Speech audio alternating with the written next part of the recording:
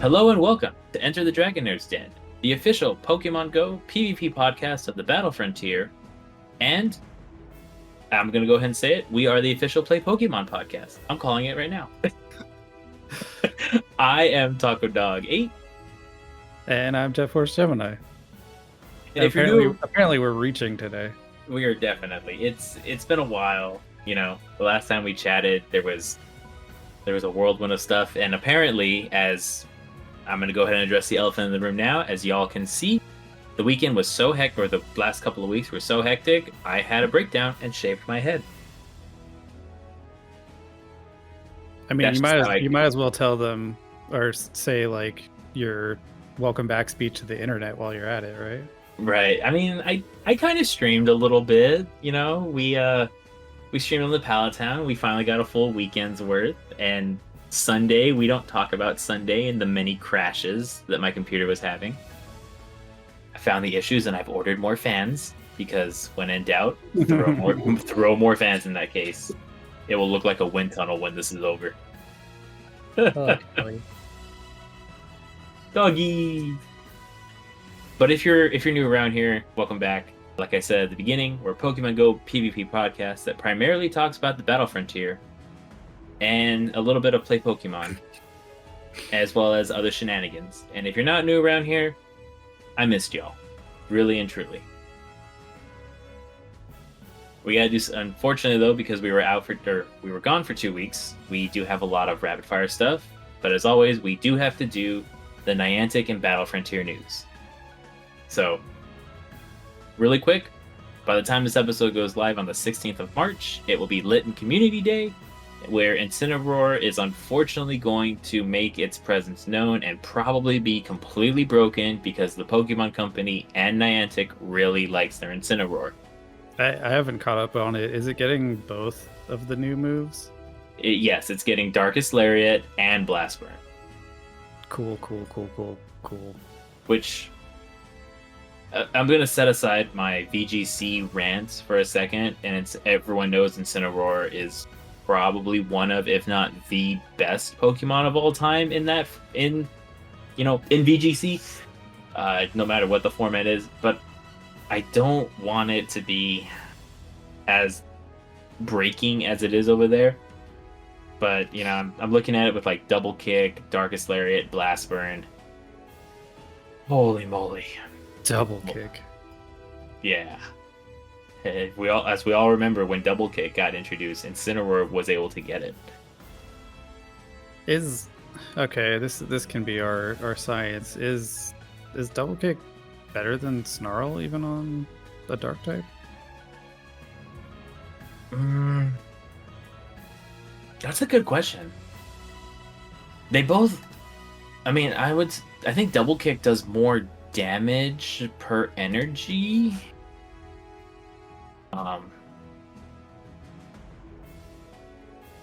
Double Kick deals 10 damage and generates 13 energy. And PvP. 8 damage. Base damage is 8. Energy per second is 12.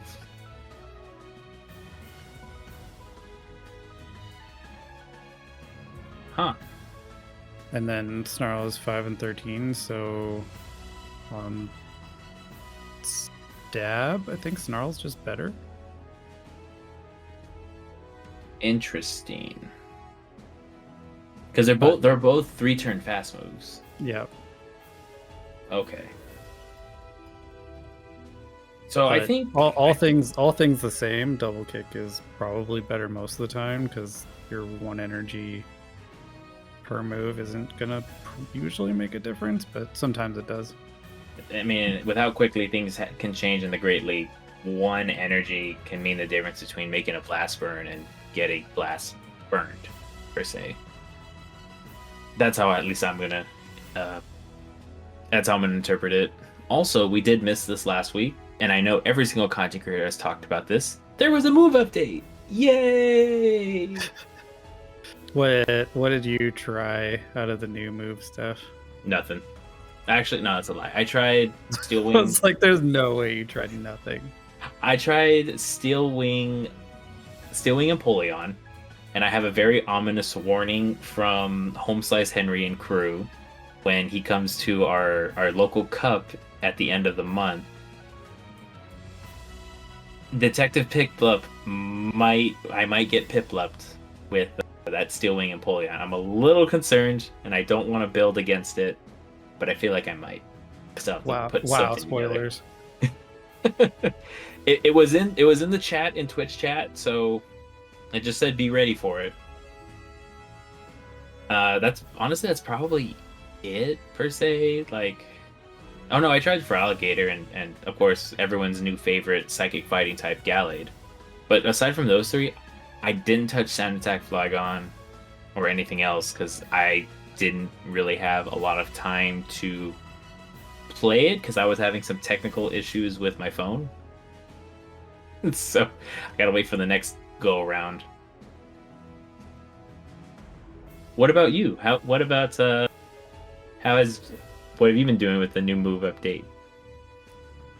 So I did like a Gallade adjacent fun time, which was building a Shadow Sceptile and running that, just because the Leaf Blade was the thing that was really taking advantage of being stupid fast, and then I felt the Breaking Swipe nerf for the first time in a while because I ran that as well, and man, I swear my debuff percentage was maybe 10%. Like, it was just even getting the baits and the shields and stuff, it was just like, okay, well, never punished, I guess, on their end.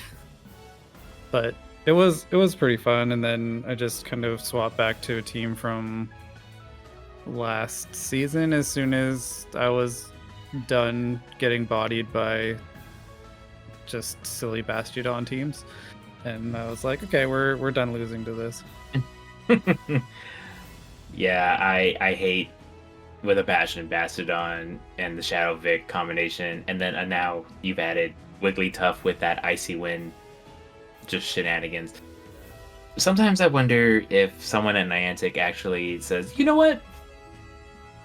We'll give that this move. Who cares if it, is stupid with it? Steelix needs Breaking Swipe. Yeah, it already has Psychic Fangs. It lowers defense. Now let's give it something to lower attack on command. Yeah, every time. Every single time. They should have just taken it away and switched it back to 100%. Like, okay, not saying that give Breaking Swipe to Flygon. Give unnerved Breaking Swipe to Flygon. Take it away from Steelix, but like, I'll kind of pivot for a second. We saw how good Haxorus became getting Breaking Swipe over Dragon Claw. We saw how good Rhyperior was in the Master League. We saw that Rayquaza needs that Breaking Swipe because last season, it was non-existent in the according to the Master League players. So, if we take it away from Steelix, which Niantic has done before, there is precedent, unnerf it, and give it to Flygon. Of course, I know this is where everyone's going to lose me. I think that would make for a healthier meta.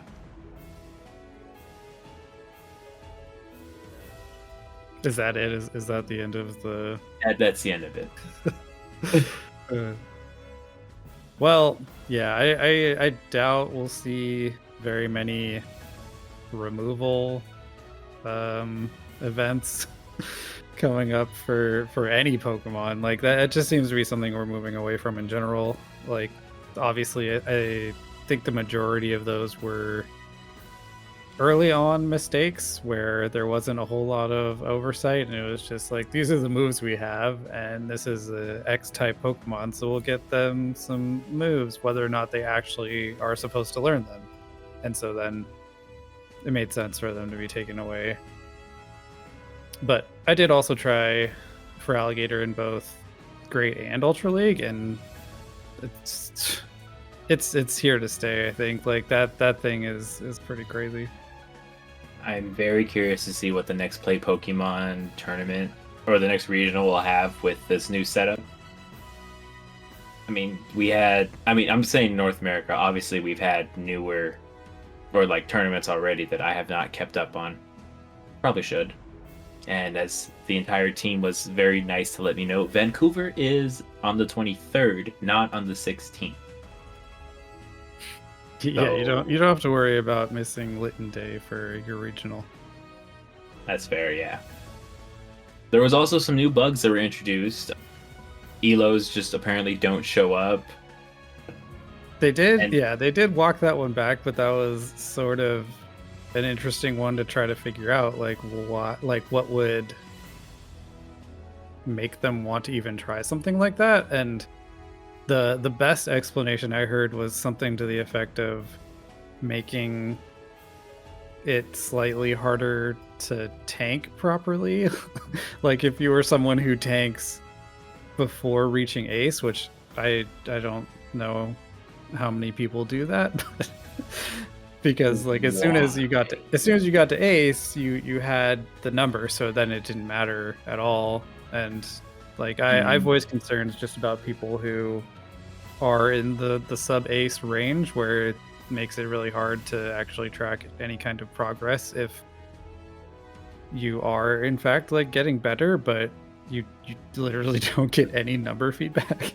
does it feel like you're getting better is the question. Yeah, exactly. Like I feel like that would just be discouraging and not anything like what they've done before. Like even just some explanation would be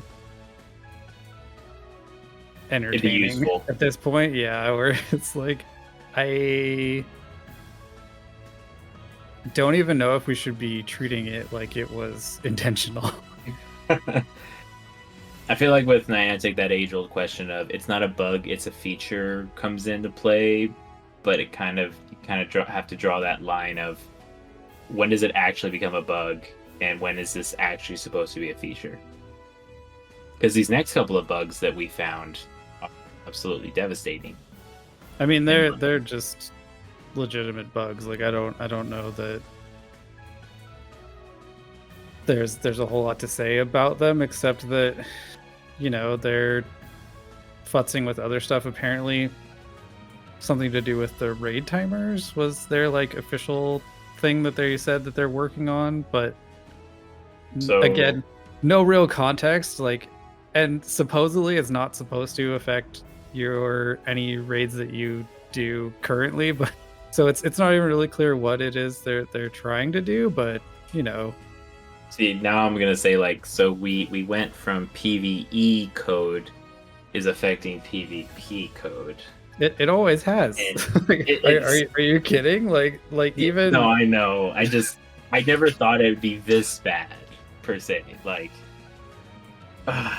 like the when you know you're throwing a super effective fast move, but it registers it's not very effective. well, and it's not even that it, like, luckily it's not an actual registration thing. It's just the text was and still can be wrong. Like I don't know that that's even been properly fixed yet, where the shield color and the text were wrong for a while. I don't know if that is fixed or not, but the one that I know a lot of people are noticing now is the lack of debuff text. But do like the arrows go down or do like the arrows go up? Yeah, so there's there's still the physical like effect, like buff slash debuff aura thing that happens, but there's no words anymore. It's just, so now hey, you look, gotta something happened. so now you gotta look at it like, okay, my opponent threw a Brave Bird. I'm supposed to know that debuffs them 3 stages? There's no 3-stage debuffs. 2-stage. Yeah. Well, no, there's fell, harshly fell, and severely fell. No. There's no severely fell? No. Anyway, Okay. so the ones that really I think matter are the mixed debuff ones, especially. So like I was watching someone on Twitch and they got debuffed by Porygon, like with the tri attack. And if you don't know that debuffs both your attack and defense, then it's a little bit troublesome. Because again, there's no actual feedback.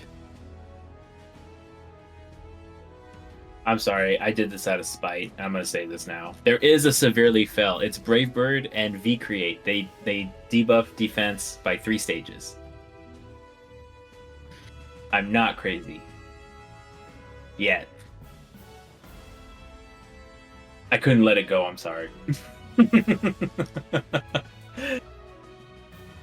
I don't think Brave Bird works differently than close combat. So Brave Bird and V Create operate on the same level. Close combat is -2. I'm looking at the stat changing attack chart that I have found here, and it's pretty wild. There's plus, and then minus. Yeah, so it's -3 Brave Bird and V Create only. Those are the only 2 moves that severely debuff. Interesting. Little interesting that close combat is not in that group, but I guess they just figured that 2 stages was enough for them. But yeah, so with that being said, though, I finally proved the professor right or wrong. It's all right. Yeah. So Good job, that's Taco. I did it! Yay! I'm not just I'm there for comedic relief with the reading comprehension skills of the potato.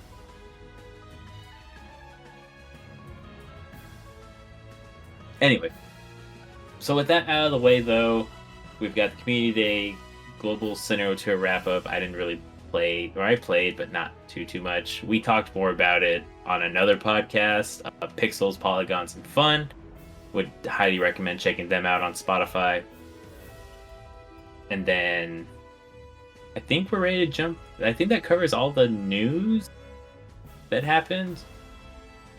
I mean, I guess the one other thing worth talking about is just that the signature moves kind of came into effect more for global Sinnoh tour, where like if you played LA, you always got the moves on the origin forums, and it didn't really matter. Like they didn't have any of the weirdness that they chose to do like along the ticket color lines or version lines, where it's like, okay, well, it's one thing to need to like finish a trade collection challenge or something, like when that is as much of a burden as that is, but when it's literally like the thing that makes the new Pokemon what they are, like it feels really dumb to lock them random. It feels really cheap.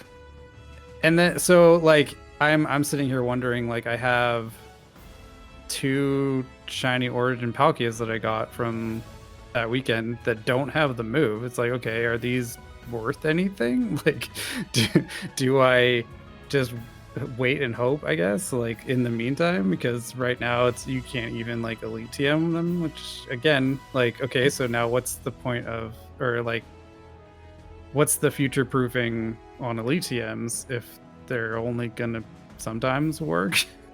And you can't really like say, oh, I'll just transfer them for the candy or the chance at candy, because like from my perspective at least, I rated in LA so hard. I had enough candy to max out 1 to level 50, which I did. And then I think I only had to do like 2 more raids with the Mega level 3 bonus to get 1 for a second level 50. And it's like, cool, I have this. And now I just have a bunch of Palkia that are sitting there taking up storage space. Yeah, well, and that's the other thing, right? Is like it made them easy at the time to just toss the ones that weren't great IV or didn't have the move, where it was like, okay, well, I don't need to clutter my box with these since they don't have the thing. I can dump them right away. But as far as okay, now with the ones that I did keep, because there's the random chance on the move and the shininess that were not related, apparently. It's like I didn't even think of it at the time, but it's just like, okay, but why though?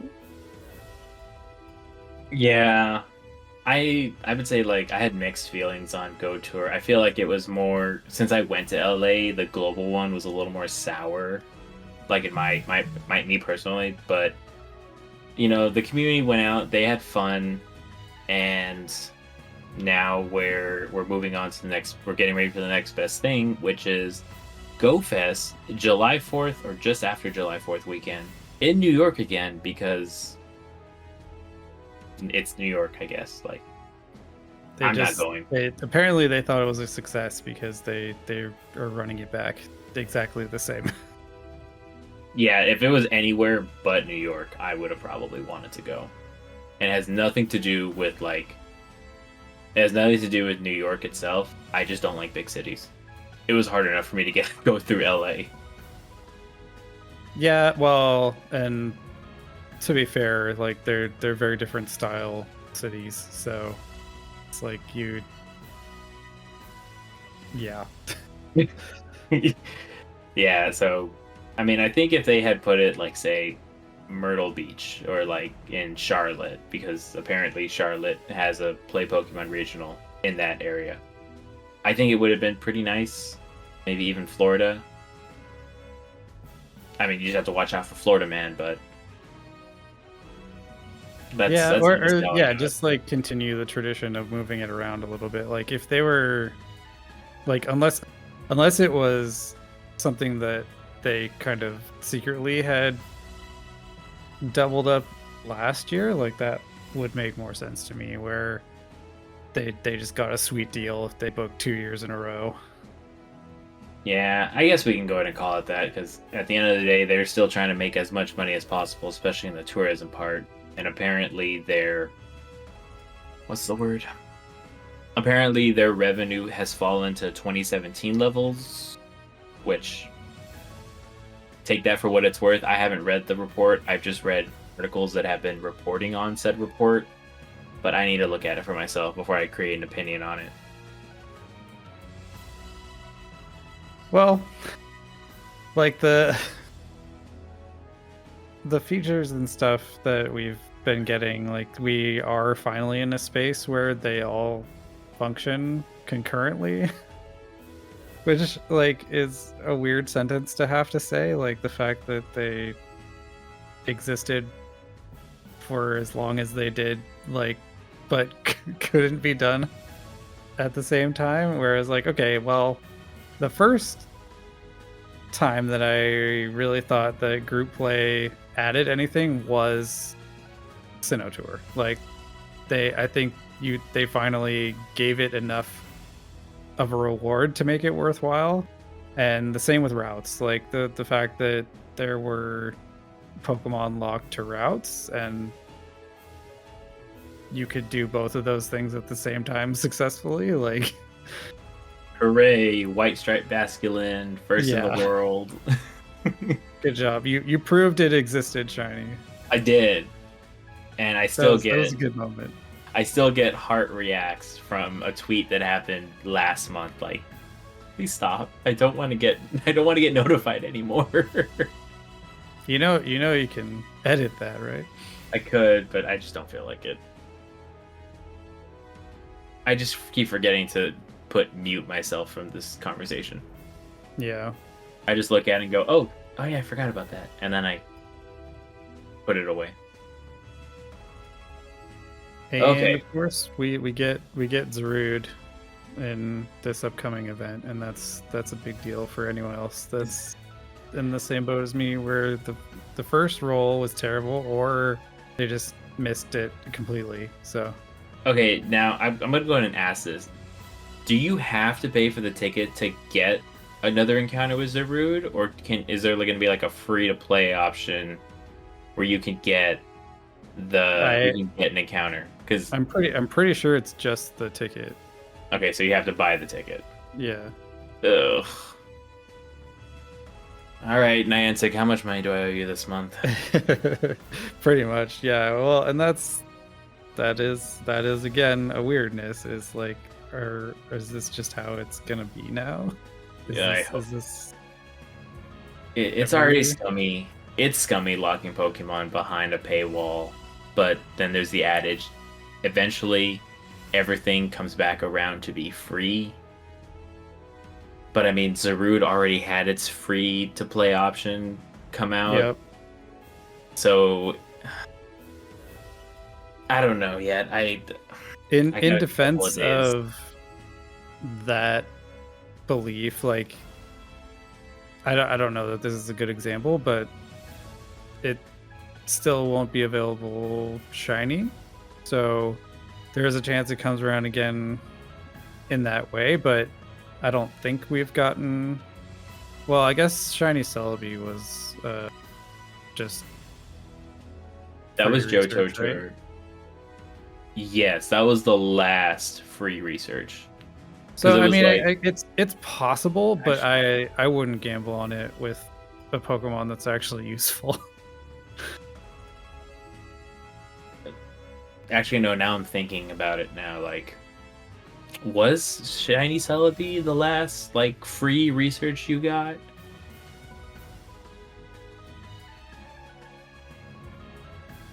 I'm gonna be deep in thought about this. I gotta move on. Yeah. Because I know, like, for the shiny Jirachi, you had to buy the Masterwork research, and you couldn't gift it to people, which made me sad. Because one of our patrons, ZT Smith, he had done like this giveaway in a server, and I won, and then I couldn't claim the ticket because he couldn't gift it to me. So I said, just don't worry about it. It's fine. Because reasons. Yeah, Niantic and a Niantic. But yeah, Zarude, I mean, it's a good grass dark type in the Master League, but there's so many, like, Ho-Oh's a thing.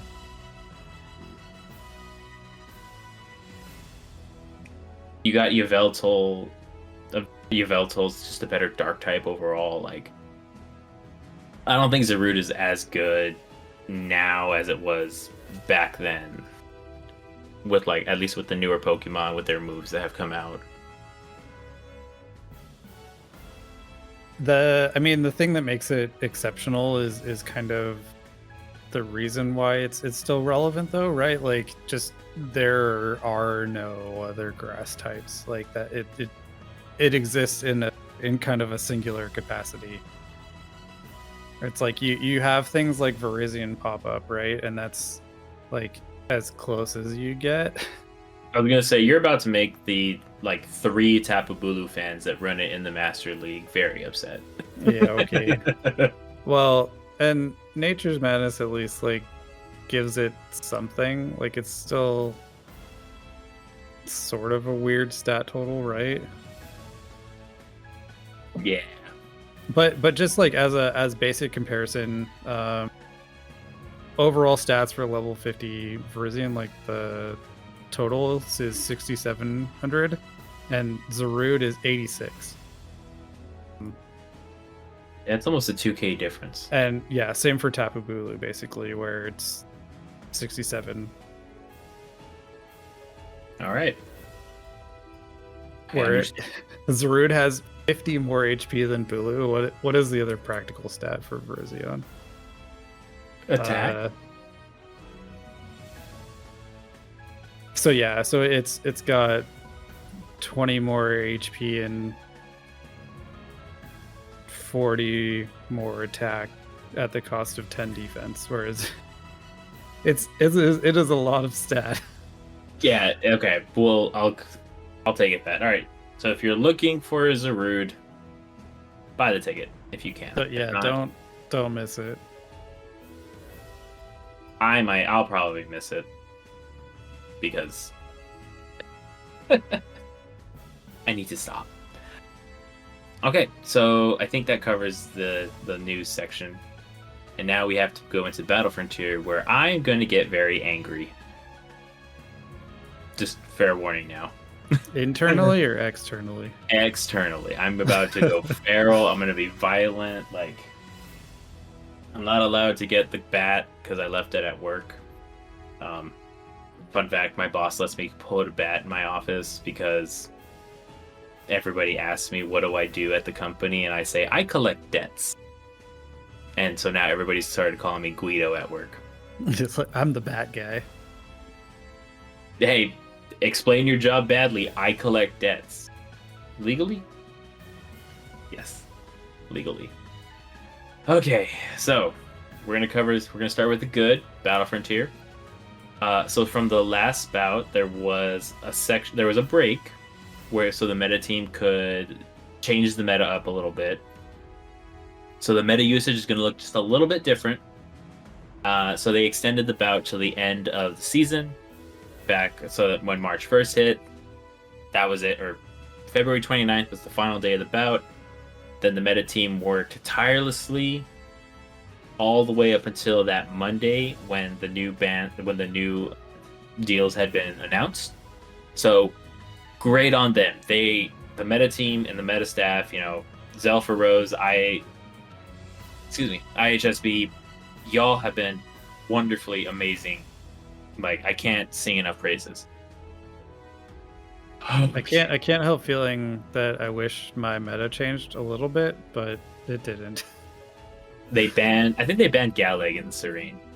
Well, I mean, they banned all the things that would have done something. So effectively nothing changed. Yeah. I mean, the Master League changed, and the Great League was the biggest ones that had changed, which Wishcash became a 7-point, and that was really about it. So now comes the next part. Unfortunately, there was an APAC team that was banned for continuous non-communication. There were some players that were banned.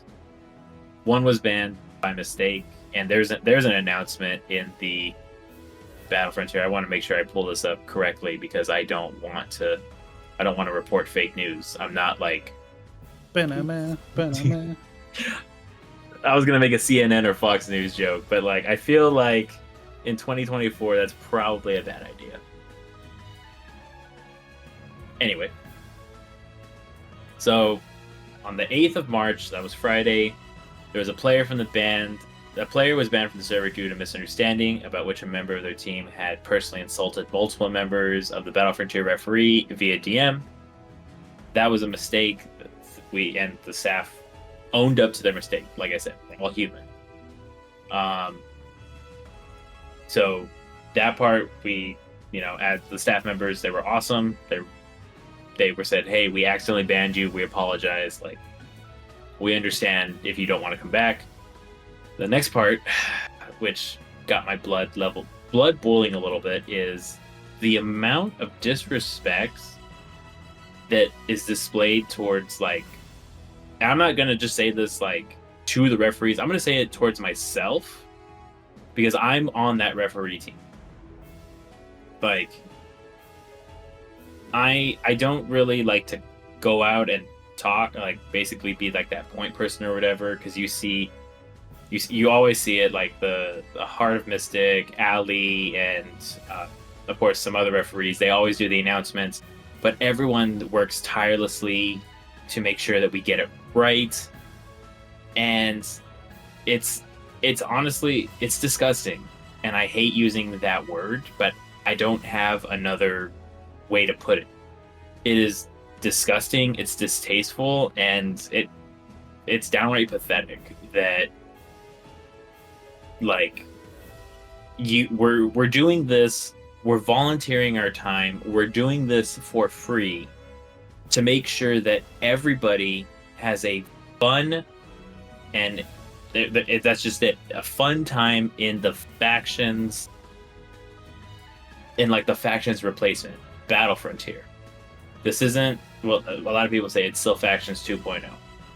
And when people, throw that unnecessary hatred and vitriol to like towards the referees, like that's not okay.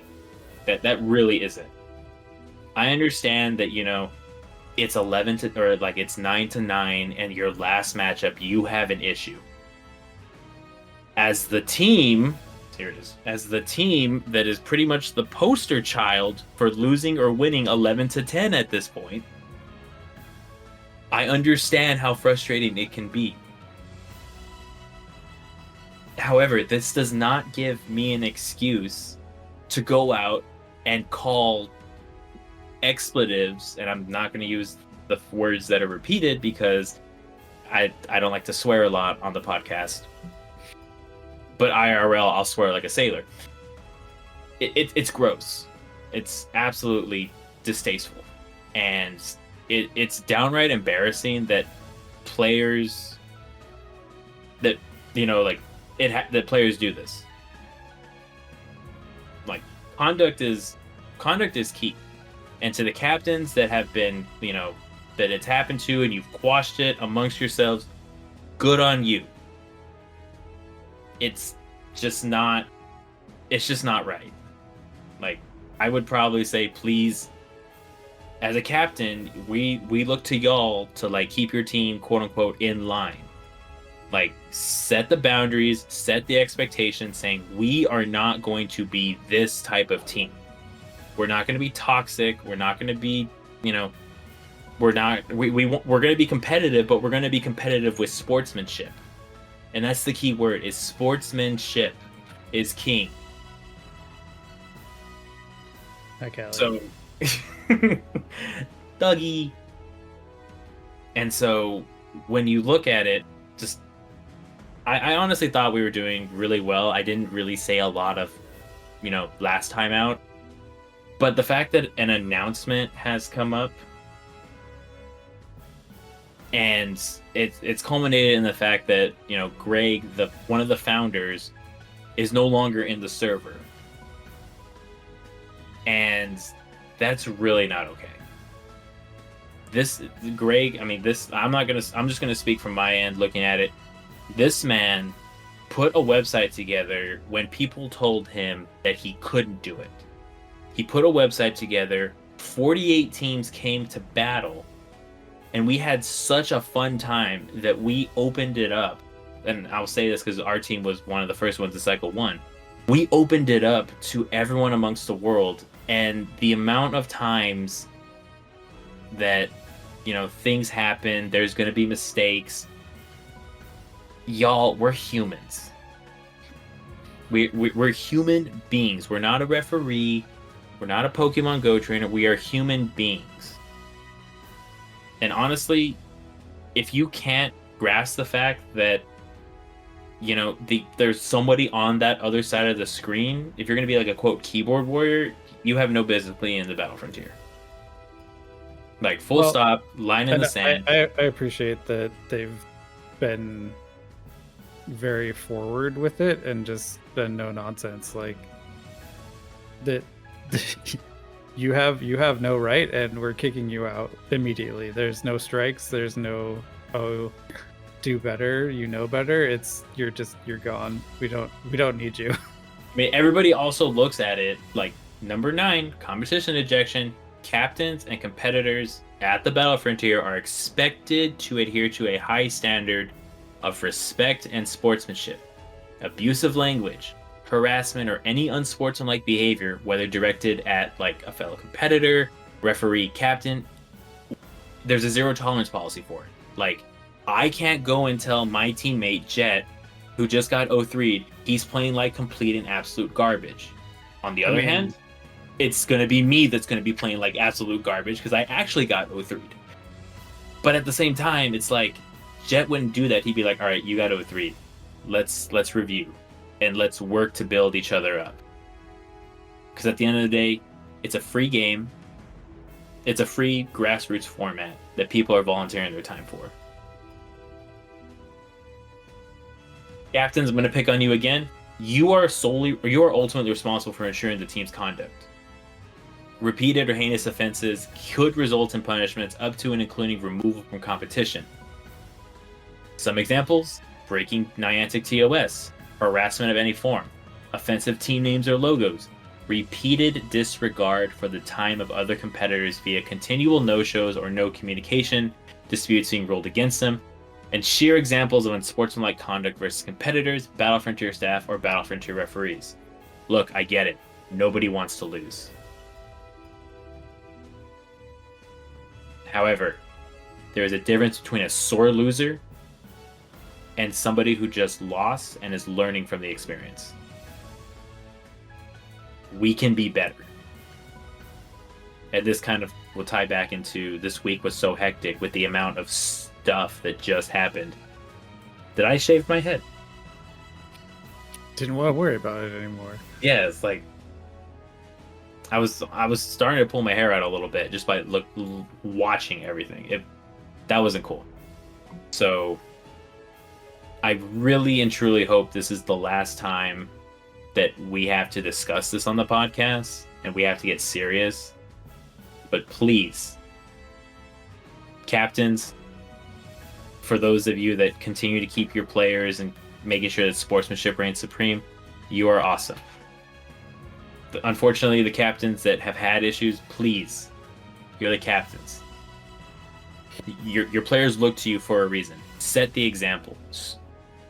Put that line in the sand.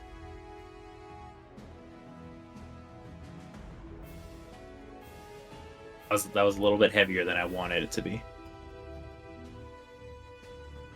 So, with that being said, though, let's take a look at the usage chart. Now that things might have changed. Jet, do you have anything you would like to add, or was there anything I might have missed in my rant about?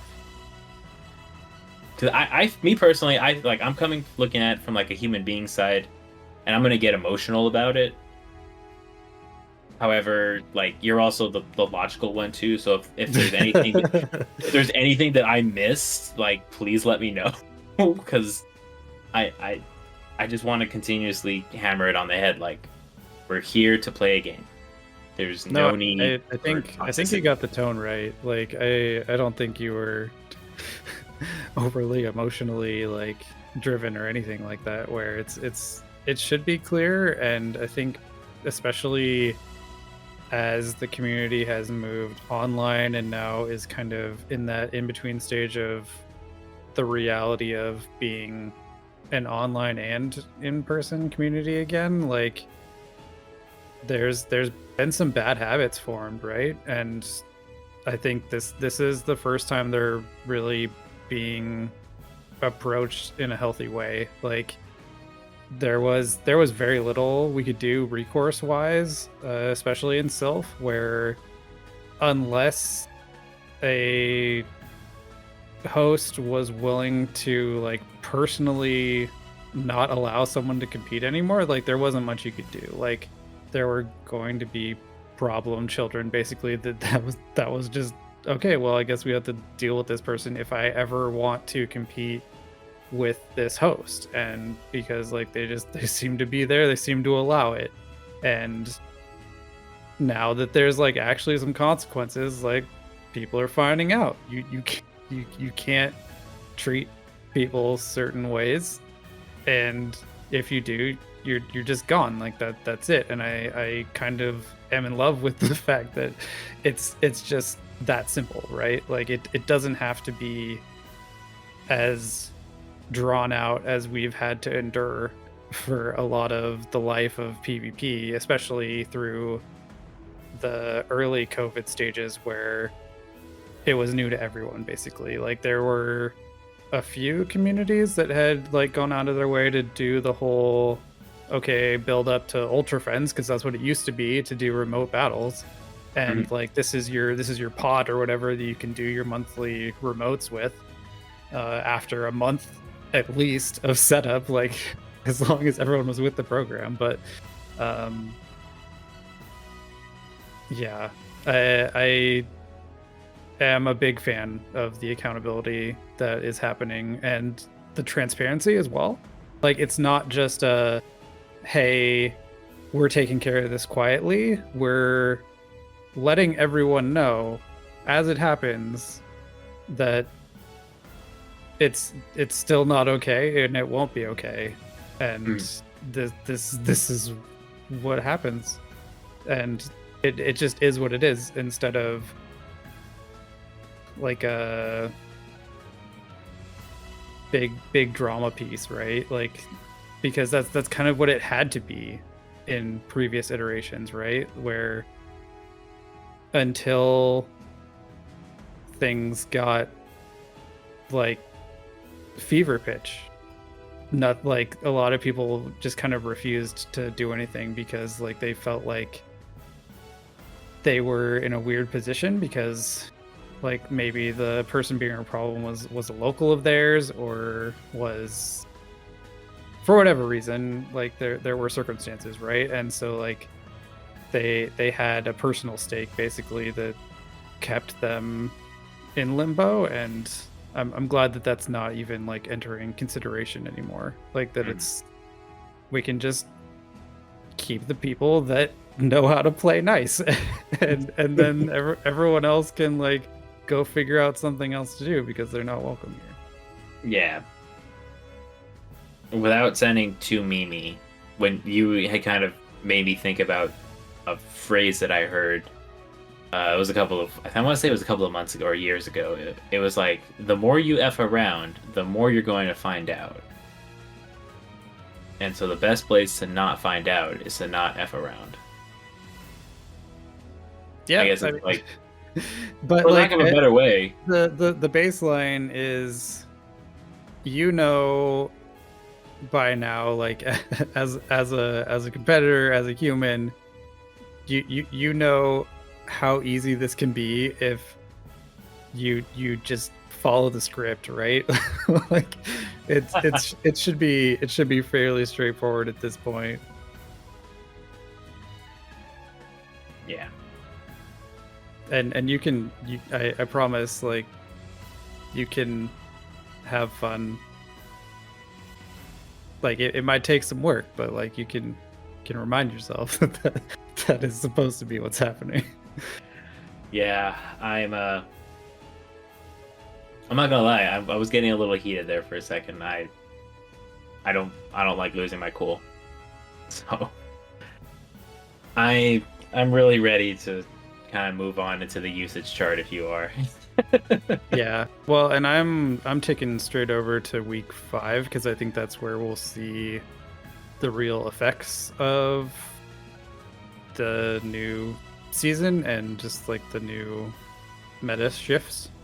Yes, yeah, because week 4 didn't really have quote unquote too much, but week 5 is what I have pulled up on our screen for our viewers as well. So starting off in the Open Great League, did Galarian Stunfisk used to be number 1? No, Galarian Stunfisk has jumped from number 5 to number 1.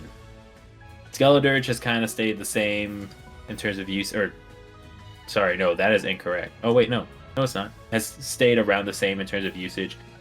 Cresselia and Charjabug have dropped. Cresselia went from 50% in week 4 to 25% in week 5. Charjabug went from 45% to 22%. Wow. Yeah, big drops. I was gonna go look too, just for the post of the actual like shift. I can let you know that Whiscash became a 7-pointer, and okay, so, and then I mean the other two that are right there also is that Charjabug and Cresselia are now A tier. They're both in A tier? Yeah. Ah. I found Whiscash. Wait, nope, I lost. There it is. Whiscash was like top 5 with 24%, and it's sitting down at 4% usage this week. Talk about your nerf. Yeah, as soon as you go to the top of the pyramid, that's a pretty daunting shift, right? Like, it's just investment wise for your team building. Yeah. Mantine also experienced a 50% drop from 19 to 9%. Let's see. Yeah, That's another new A tier. Yeah. Meanwhile, we're seeing like Wigglytuff, Pelipper rise. Clodsire is still there. Dragonair, or Shadow Dragonair, excuse me, is still hovering close to that 20%. I've seen a lot more like rising up arrows than down arrows, so it's gonna be hard to break through this. Or I do see the Shadow Gallade at 7% as well. Versus, let's see here. I'm gonna look over at my other monitor, so if it looks like I'm not looking at the camera, that's the reason. Where's that Shadow Gallade? Shadow Drapion. Shadow Gallade not even on the list? No. Callie was trying to eat a paper bag.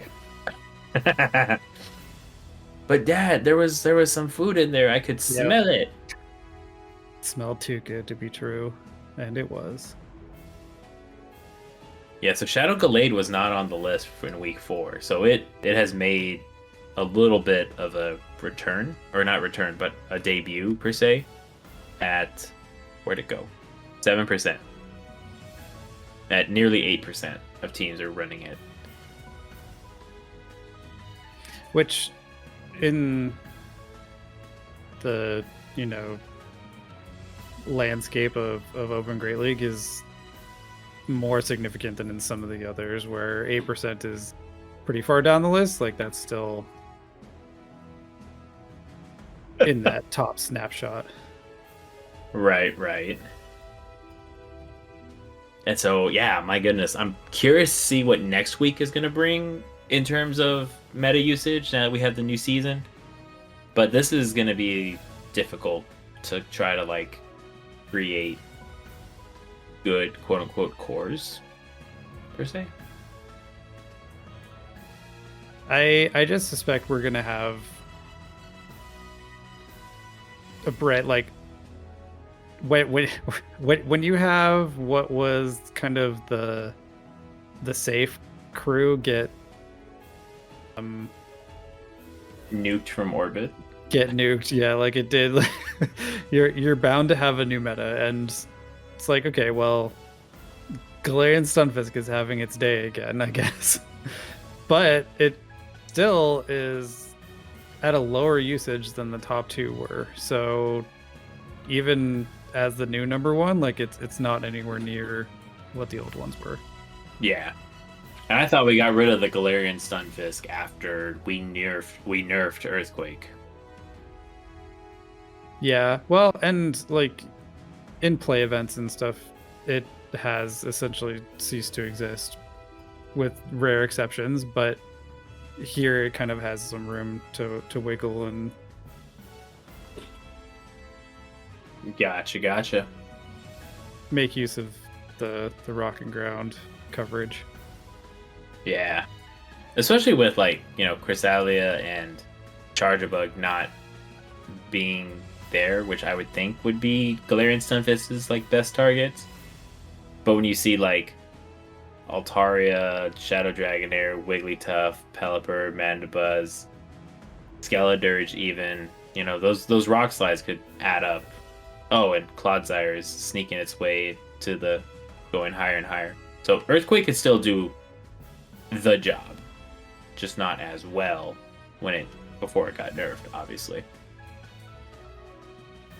Yeah, it is still stab at least, so it's not just like pure coverage.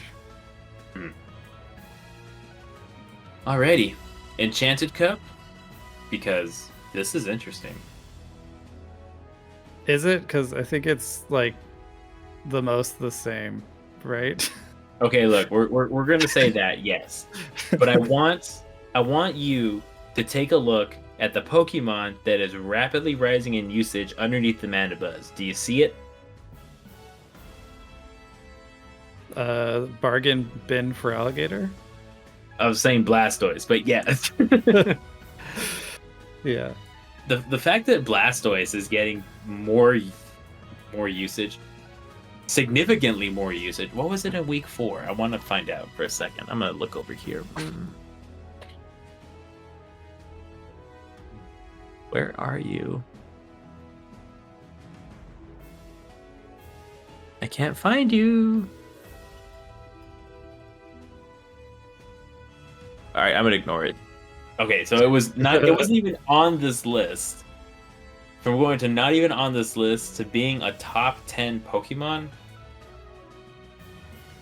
like, you gotta give it some credit. You know, give it credit where credit is due. Especially with like that water gun, you're doing a lot of damage to the Skeledirge. And I don't necessarily remember the moveset. I think it's like Hydro Cannon, Ice Beam that you want to run in the open or in the Ultra slot, maybe. I'm not doing a great job hyping up Blastoise, but yeah, unless you're a Skull Bash person. Well, that still has its merits, right? And that is what's listed on PvPoke, at least, is the Skull Bash version. You might pick up Mandibuzz with Ice Beam.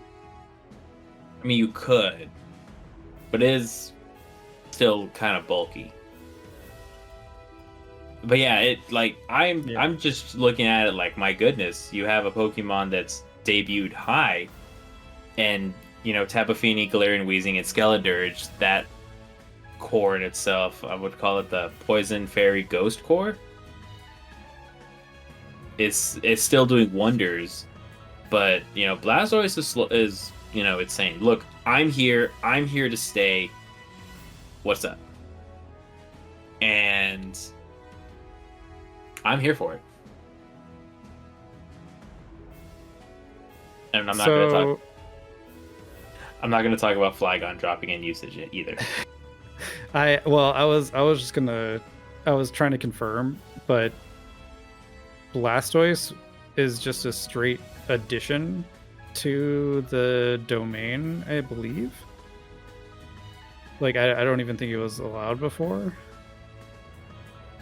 And so I think it's because they removed Empoleon that then they subbed in Blastoise as the new option.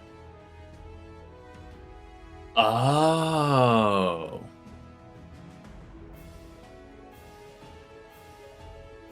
Pretty sure that they made an announcement about it.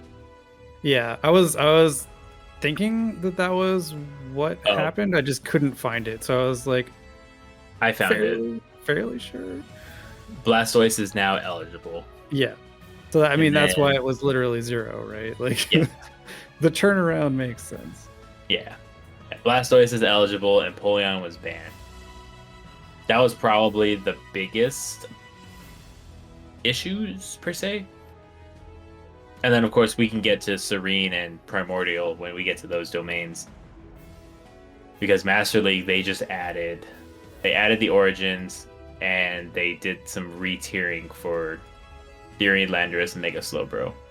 Which, once we move into the next portion, we can see one of those Pokemon, or actually both of those Pokemon that got re-tiered, really took a hit.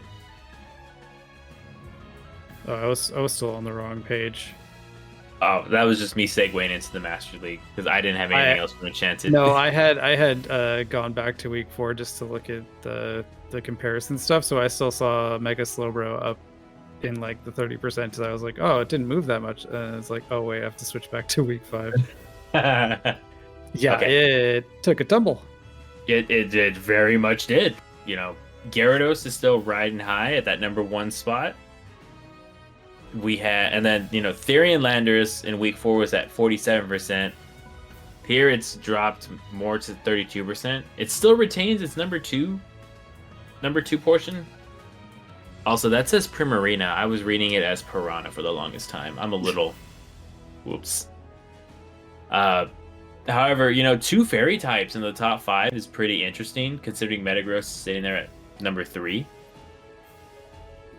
Origin Palkia debuts at 19%, and a new King of the Megas, Mega Aggron, is here. Bow down before your Mega Aggron overlords. I said what I said. Well, it's filling the role of the Mega Slowbro, right? Like, now that they're the same tier. Yeah. Now that it's not just free to bring the Slowbro. It is a little on the rougher side, I'm going to be very honest. I was enjoying Mega Slowbro dominance. But I think with the Dragon Tail... Oh, is it Dragon Tail Heavy Slam Meteor Beam is what you normally run on Mega Aggron? Well, you've got the flexible fast move, right? Like you can also do Smackdown.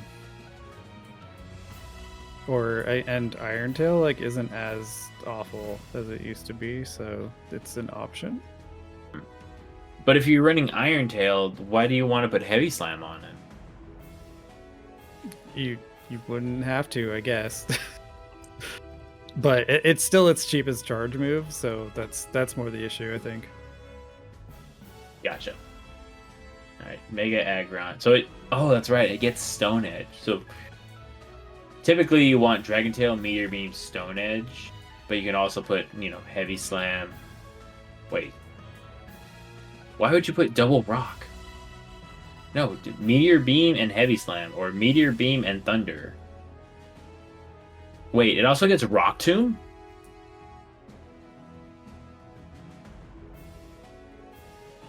Ideas. Anyway, Mega Aggron is probably now, since it's worth the same amount of points as Slowbro, it's a little more flexible. Then Slowbro goes Burr, Water Gun Surf, Run Away.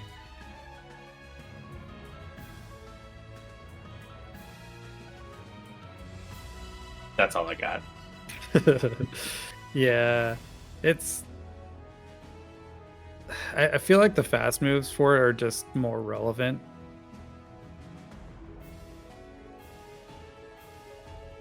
And then I guess our other point of comparison is we've got the Palkia Origin shooting in out of nowhere, but Dialga, who's in the same bracket, is down at 6% usage.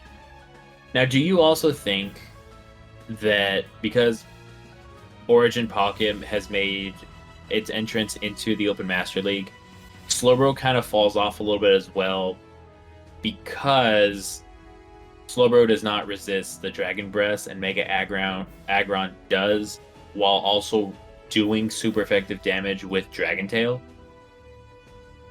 It's definitely a better dragon deterrent, as Steel is wont to do. And of course, I think you said that Origin Form Dialga was worth 5 points. No, it's in the S tier. So the Dragon Steel typing, although is good, Mega Aggron just does it better, which is why I would probably see why it doesn't shine as much.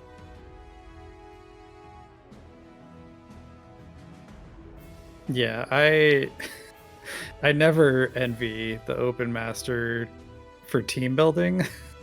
Like, it's already so limited, and then you're stuck with a point system. Like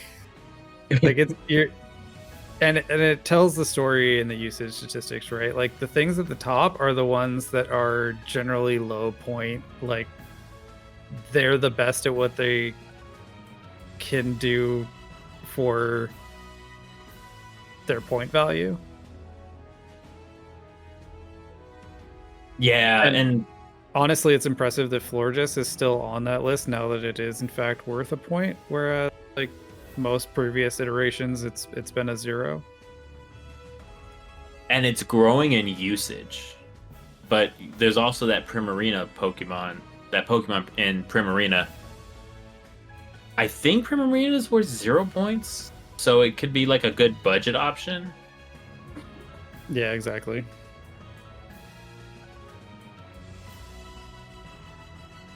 I'm actually looking this. I'm looking this up in real time because I have a Gyarados that I may or may not want to be a part of the Open Master League. It's a 15, 14, 15. Where? Okay, why don't you have a Hundo Gyarados? Okay, look. Okay, look.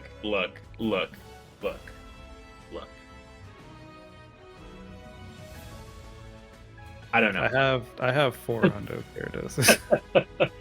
Maybe you should give me one. Yeah, I'll give you one of my. I think I have 6 98s. Jesus. If we ever become lucky friends. Yeah. I just want to be lucky friends, man. Yeah. But where was I? Oh yeah, so I do have one Gyarados. My best Gyarados is a 15, 14, 15. My second best is a 15, 13, 15. I'm sure the 98's fine. Yeah, I think it's a functional hundo, maybe. That's not but Stop we'll it. Move on.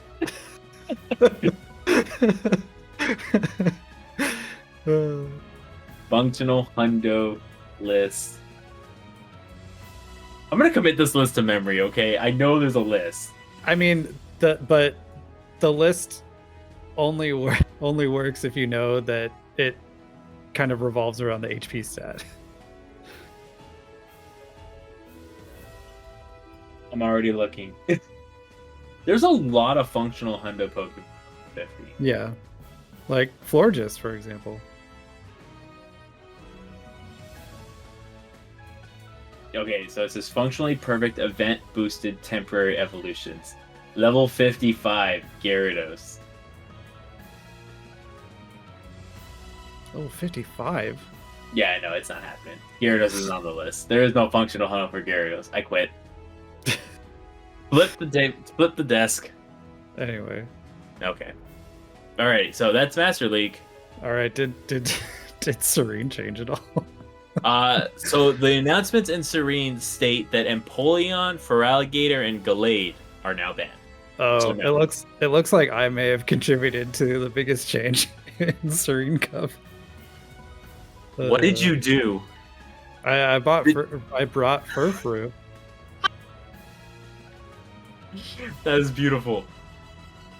And Furfru was already legal.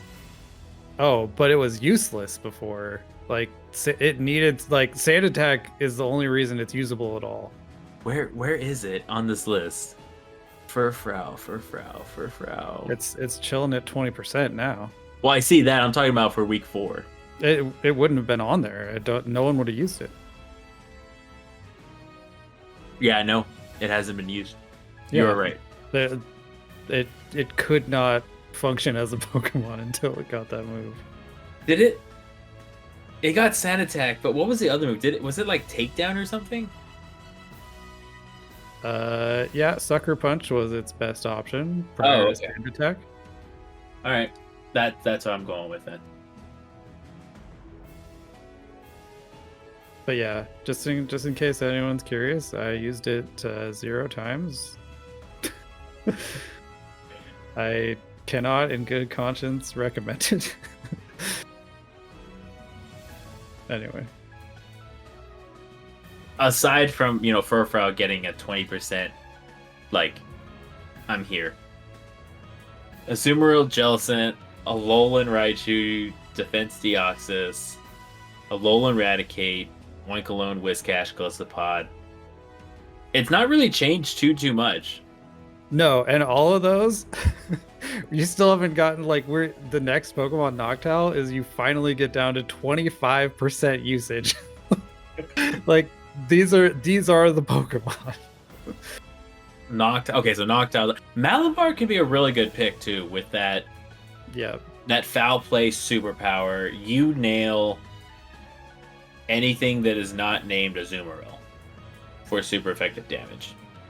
Yeah, pretty much. It's there to hang out, and then the other one at the over 20% is Pelipper, and everyone knows how spammy it is and is Also happy to see it in what's the cup right now? Springtime or whatever. The Spring Cup. Yeah. It's there too, because you can't escape it. You'll never escape the Pelipper. Yeah, there's not really any big drop-offs. Oinkalone Mail dropped off. It's now near. I think it was second to last. No, it wasn't. Wait.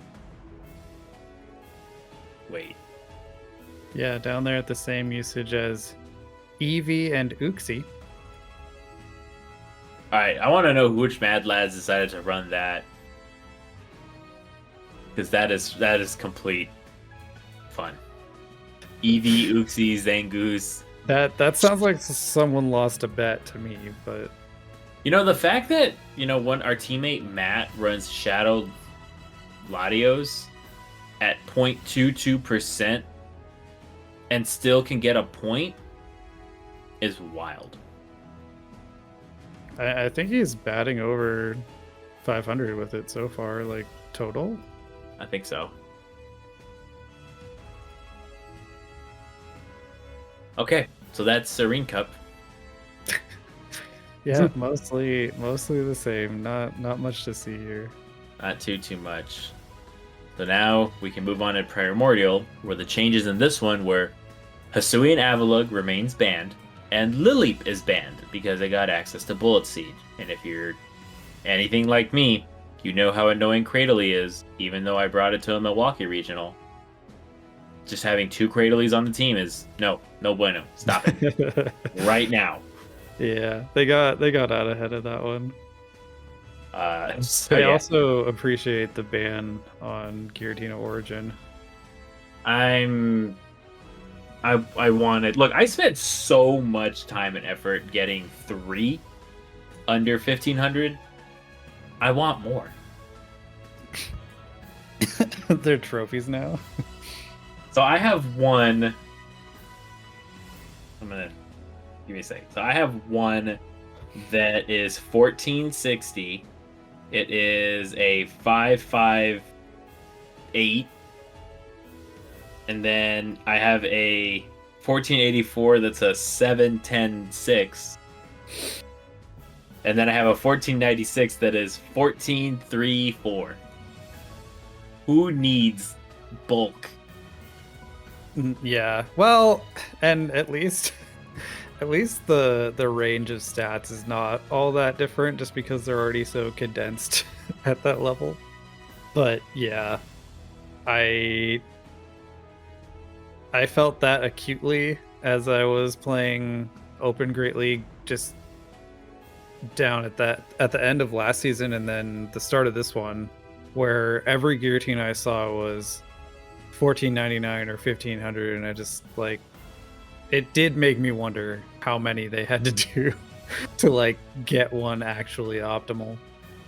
So I found out if you're best friends with somebody and you trade, the attack Ivy floor range that you can do is obviously the floor is 5, but if you're anywhere from 5 to 8, you can still get a pretty competitive Giratina. Assuming like HP and defense are like around like the 10-11 range. You can still get. But I kind of lucked out when I got a 14 and then like garbage on the HP and defense rolls. But I'm never losing CMP with that one. I guess, yeah. Or maybe you gain CMP over some other stuff you'd normally lose. Like, there's probably a silver lining, right? I think so. I would have to do research on it. Anyway, to get us slightly back on track, like Primordial. Yeah, I feel like the usage stats just kind of, in a basic way, reflect the changes we saw, right? Like, Goodra is up a ton because Aquatail is actually good. Goodra is up 28%. Like we'd seen some people running it. Like it wasn't at the 1 or 2% level. Like it was one of the viable dragons, and then the other buff recipient Barbaracle, and same for Drapion. Like, those are our other Pokemon on the up, and it doesn't look like there was any one Pokemon that was kind of trading spots with them. There's just like a lot of the top end are down a little, so they're like, it's just an exchange basically. I see. Yeah, so, and of course you still got Cradily, Sudowoodo at like the very, very top with Milotic kind of rocking Actually, in. insane usage, yeah. 3 out of every 4 teams are bringing it. I wonder what the win percentage is like. Logistics, if you're listening. Well, if they're on 3 out of 4 teams, just like base coin flip will tell you. Like, it's gonna be high just because it's gonna be so unlikely that they aren't there, right? Yeah. Anyway. So that's the usage this time around. I'm curious to see what it's going to look like next week. So I'm going to take this, put it away. And now we can get into the scores of the pools. I'm going to start this by which we mean a brief overview. We're going to go super fast. We're going to start with everyone's favorite tier. We're going to get to the pools at the very end. But right now, I didn't get to print out the pretty pictures for the pools, so sorry. Mostly. Oh, you mean just for adding them to the video? Yeah.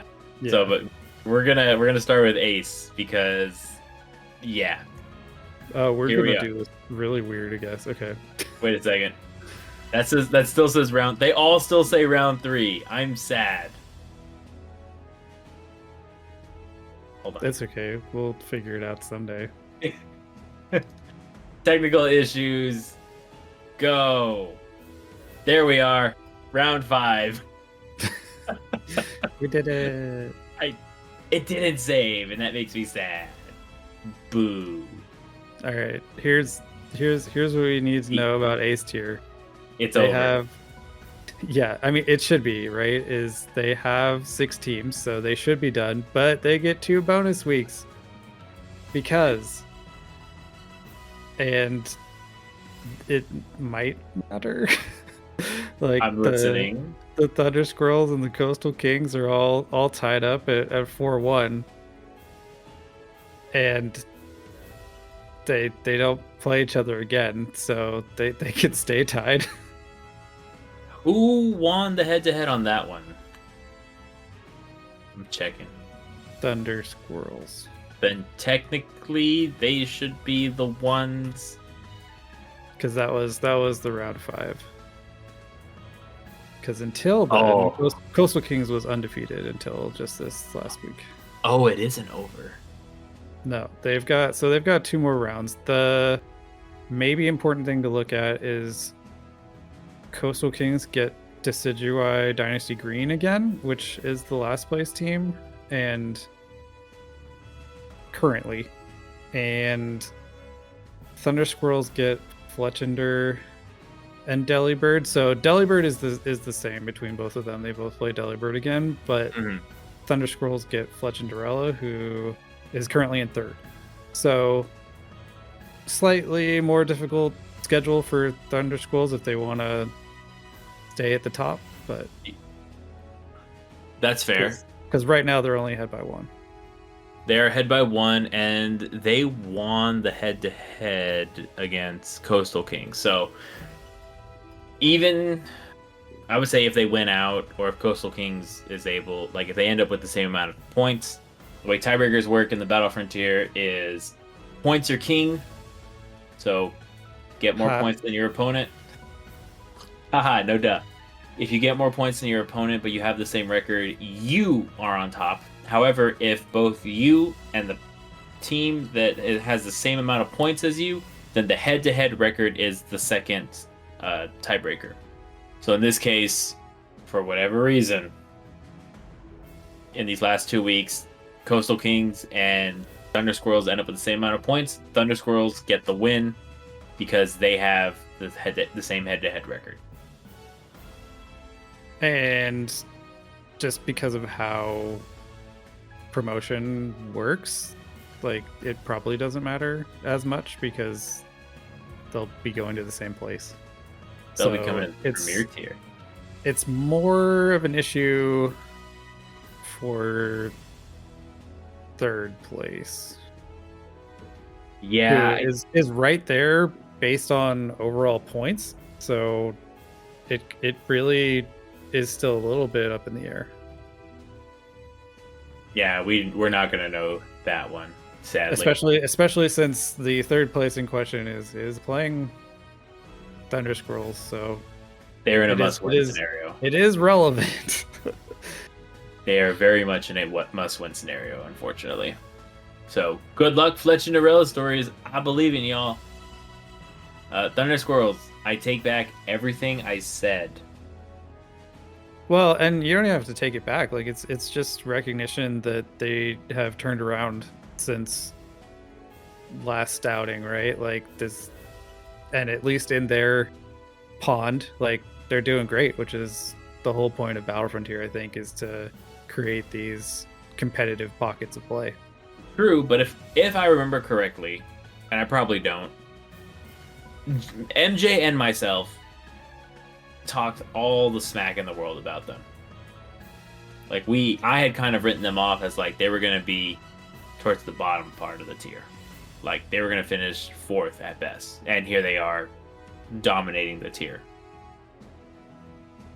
Well, I mean they're tied for first, right? So it's not like it's a runaway or anything like that. They lost their very first week and have been on a better track since then. Yeah. And there is like admittable weirdness with these last 2 weeks. Like I don't know how they decided who plays who for these +2s, but it's like okay. And I think the story of Ace Tier has also kind of continued to be where is East Caliber? and where's Fletch and Jorella's story? Like they historically much higher ranked teams, you know. So I think we were giving them the benefit of the doubt more than anything. Gotcha. I see. Well, alrighty. So that is Ace. A little bit of a rapid fire action there. I have changed the scores on this one. So here's the premiere. Bam. Boom. For anyone curious, it's still neck and neck in Premier Tier, except they're still the undefeated Nerdy Birds, and then there are 3 teams sitting at 3 and 2.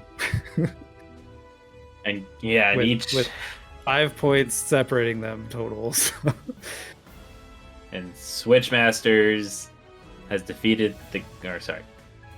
Switchmasters defeated Fearsome Frostlass, who defeated Diner Don't Care, who defeated the Great Unknown, who defeated Pioneer Valley PvP, who defeated Switchmasters.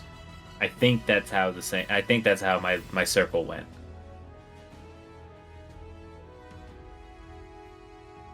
Nope.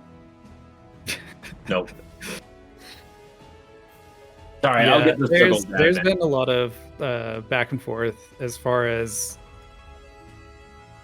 which team is beating the others, but I think it's also worth pointing out, like compared to some tiers, like there is a team sitting at 0 and 5, but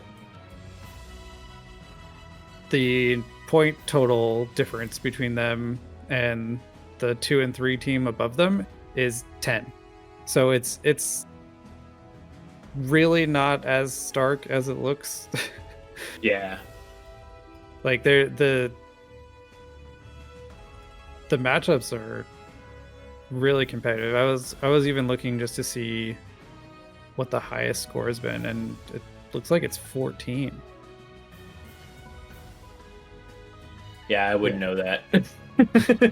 yeah, it is. Yeah. So far the most points by any team on any given week is 14. It's been done twice, which should also say something, right? Like that is an outlier.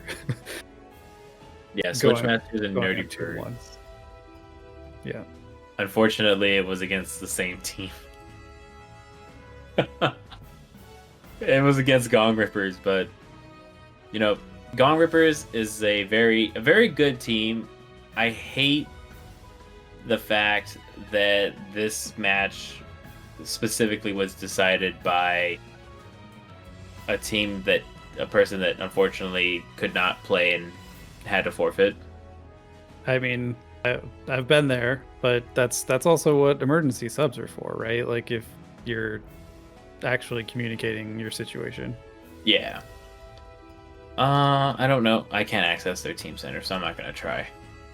But yeah, looking back at the standings, like you said, Nerdy Birds are, if they win this week, they've clinched promotion. Like outright. And then, Switchmasters is number 2.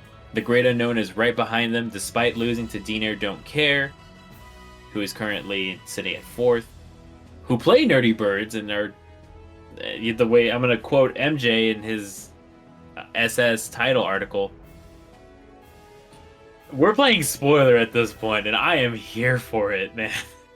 Yeah. Well, and like, to me, that was always the most fun in Sylph, when you got to be in that spoiler spot. Like, you got to feel like such a hero when it worked out, and if it didn't, it was like, oh well.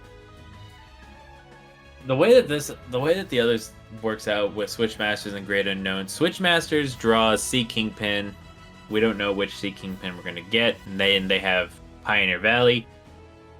They could win out. Great Unknown draws Gong Rippers. I'm gonna call that a trap game. I'm calling that a trap game. Gong Rippers is gonna win that game. I don't know how, but they're gonna do it. And then they have Nerdy Birds in round 7. So if Nerdy Birds lose this week, and then Dinair Don't Care wins, and then we win out, and we win the next 2 games, we get put into that second spot. Because we also need Switchmasters to lose. Well, the short version is that, as it stands, it's really Nerdy Bird's tier to lose. Yeah. And I think we said that at the start of the cycle. But this is the closest we're getting to playing our rematch against the Brave Nerds.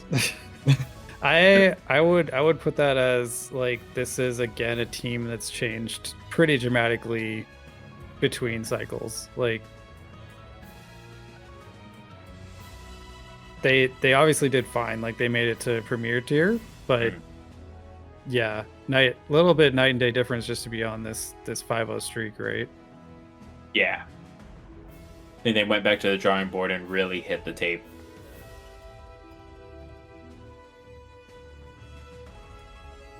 All right, let's see. Expert is the Roastlark Bow show. It is, and here is the team. Here are the scores for week number 5. Boom. And then, yeah, got him up there. So Roastlark Bow have they played Hammerheads yet? Yes. Okay. So the Hammerheads comment that you're looking at is because TNT Fingles is right there on their tail, and they have the heads up in week 7, and Hammerheads are the only thing standing between that. So obviously they kind of have to be on for the last 2 weeks. Gotcha. I see. Yeah, Roastlark Bow has been going on an absolute tear. They're averaging, aside from that 15-6 victory, they're averaging 12, 13, and 14 points. So they're just getting better as the weeks go on. Yeah. It's a little scary. And they have ostensibly one of the weeks they can rack up some points coming up in round 6 against Slark Paper Scissors. Yeah. That's gonna be that's gonna be some Civil War action in that one. So even if TNT Flingles gets through Hammerheads, like they would need to win by quite a bit in the heads up to actually overtake. But yeah, this I think is going to be the deciding factor in round 6, like who actually gets to promote, like between TNT and Hammerheads. Because if I remember correctly, only the top 2 teams get promoted this time. I'm gonna double check that on while we're looking at the other stuff. So yeah, it's a tough schedule for them, but if they can hang on, they can grab that spot. Yeah, it's top 2 teams, by the way. Yeah, and that might change once the pools are up to their full 10, but just as they are right now with the 8 chilling at 2. I'm honestly okay with, 4 teams apiece. 4 get promoted, 4 get relegated. Yeah, and it makes it so much easier to keep track of versus some of the ones that like had 3 and stuff. Yeah, the 2 and then the bottom 2, they get double relegated. I don't know. Oh, I'm actually, if you're ready to look at Elite, I'm kind of excited to see what this looks like now, because when I was looking at it yesterday, there was... It took me a second, but I got the scores for Elite. Yeah, I got the scores for Elite up. Here we are. Okay, cool. The Texas PvP and Lucky Mucks had one game, I want to say it was Ultra League maybe, that had no scores on it after hours yesterday. So we were still waiting to see how the whole tier was actually going to shake out, because this is again one of the tighter ones. Yes, Canadian Shieldon. Well, so all the teams here have lost in the Elite tier. Canadian Shieldon has a 1-game advantage over Northeast Battlers, Nebraska. But Northeast Battlers has won 1 more game than Canadian Shieldon. Now, Texas PvP, y'all are doing some awesome stuff. Continue the good work. Remember the Alamo. All that fun jazz. The yeehaw in me is coming out. I gotta stop. The shout out I wanted to give to was for the Canadian Shieldon recovery, because in week 4 they went down 6-15 and then just flipped it right around and went 15-6 this week. Yeah, especially fighting against Miko and the Mighty Thunder Ducks, a team that team is very, very powerful. So good on Canadian Shieldon. I still hate your logo because it's Shieldon, which evolves into Bastardon. It's like, you don't hate Shieldon, you hate Bastardon. Like, Shieldon's fine. Shieldon's cute. Shieldon is a baby Bastardon and should be absolutely treated like Bastardon, and that is destroyed and thrown in the grinder like the rest of them. Whoa. I will not elaborate further. And before the "Who hurt you, Taco?" I said it on stream. Say it here. There was one season where there was too many Basti. I think out of 18 straight Basti Shadowfic users, I won like 11 of them. And I just got so tired of playing it. I absolutely despise the core. It shouldn't work that well. And I hate the fact that it does. I was going to say, Naked Hornet. Naked Hornet, get out your bingo card. Shadows are dumb and stupid, and I hate them. Okay, now I'm done. But yeah, before we leave Elite tier, it does look like one of the Thunder fam is not going to escape being relegated, just because they played the heads up in week 6. Oh no! And they're both chilling at 1 and 4 right now. What if they both get relegated?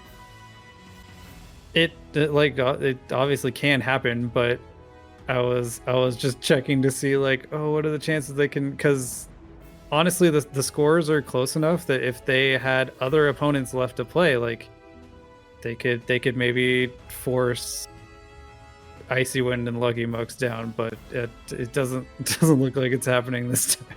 Well, in week 7, Thunder Ducks has Texas PvP, and Thunderdome has Canadian Shield on, who are currently fighting for promotion. Yep. So it's gonna be a rough time for them, but I don't see it happening. Obviously, I think the nail in the coffin for them is the fact that they have to play each other. Like, it's just like, okay, well, hard to get around that. Yeah. Okay. Now this is this next tier. I want to spend a little bit of some time on it in the champion tier. All right. Okay. So here are the scores. It doesn't look too what's the word? Doesn't look too, it's very close. However, who's your daddies? I got to give a special shout out to ZT Smith and the crew. They defeat the Brave Nerds 11-10, but that as close as that will be, this is how ZT Smith texted me about this and messaged. It says, "Here's something you can use for your deal." They were down 2-7 to start the match. I still wish there was like a playback feature. That is maybe the one thing that I'm still missing, is how the points actually added up over time. Like I want a little bit of a replay function that way. Yeah, so I asked ZT Smith for the play-by-play, and he was nice enough to give it to me. So here's what happened. The Master League and Primordial Slot 2 lost 1-2 on Friday. And then one of the Serene players got swept. That's how they got the 2-7. And then in the other Serene slot, Hoosier Daddy swept and made it 5-7. And then 3 Floyds got swept in the Open Great League, so it was 5-10. And then Enchanted got a 3-0, and then ZT Smith, I'm guessing was in the other Primordial slot, also got a 3-0 and was able to get this 11-10 victory. That's so many sweeps. I'm in shock. Like, I want to see what they're 1-4. That was their first win of the tier, but we're not going to take away like second win of the tour. I was gonna say I wanted to check what they're cooking in Primordial just to get that sweep going. I'm not pulling it up. I'm not pulling it up on the podcast. Some Gudra, we like it. So good on them. And then finally, Muddy Water gets upset by Backstage Battlers 12-9. I couldn't get a play-by-play on this one, but I was informed by one of the players on Backstage Battlers that where is it? Here we are. That Champion was going to be a fun one to talk about because both undefeated teams lost. And then, and my other note is, while we're talking about Backstage Battlers, is that they were the only team to win in both weeks 4 and week 5. That is impressive. Everyone else couldn't string 2 together. It's on the rougher side. And then the other one that we'll talk about, like Muddy Water, and then Utter Madness gets upset by the Home Slice Homies, which, they're down in 6th place. Well, now they're down in 6th place, but just looking at the way that everything's kind of taken shape here, I thought that Muddy Water and Utter Madness was going to be... Oh, wait, they already played. Nope, this week they're playing. The winner of this one is still going to win the tier, undoubtedly. But it would have been so cool if both of them were in the the last week then will matter for whoever loses, right? Like just to Yeah. make sure they can scramble Well, back into promotion position. well, in week 7, Backstage Battlers gets Utter Madness and Muddy Water gets Brave Nerds. So that can be a very interesting turnaround. Yeah, we get to see if Backstage gets to take it to both of the previously undefeated teams. I mean, they also won what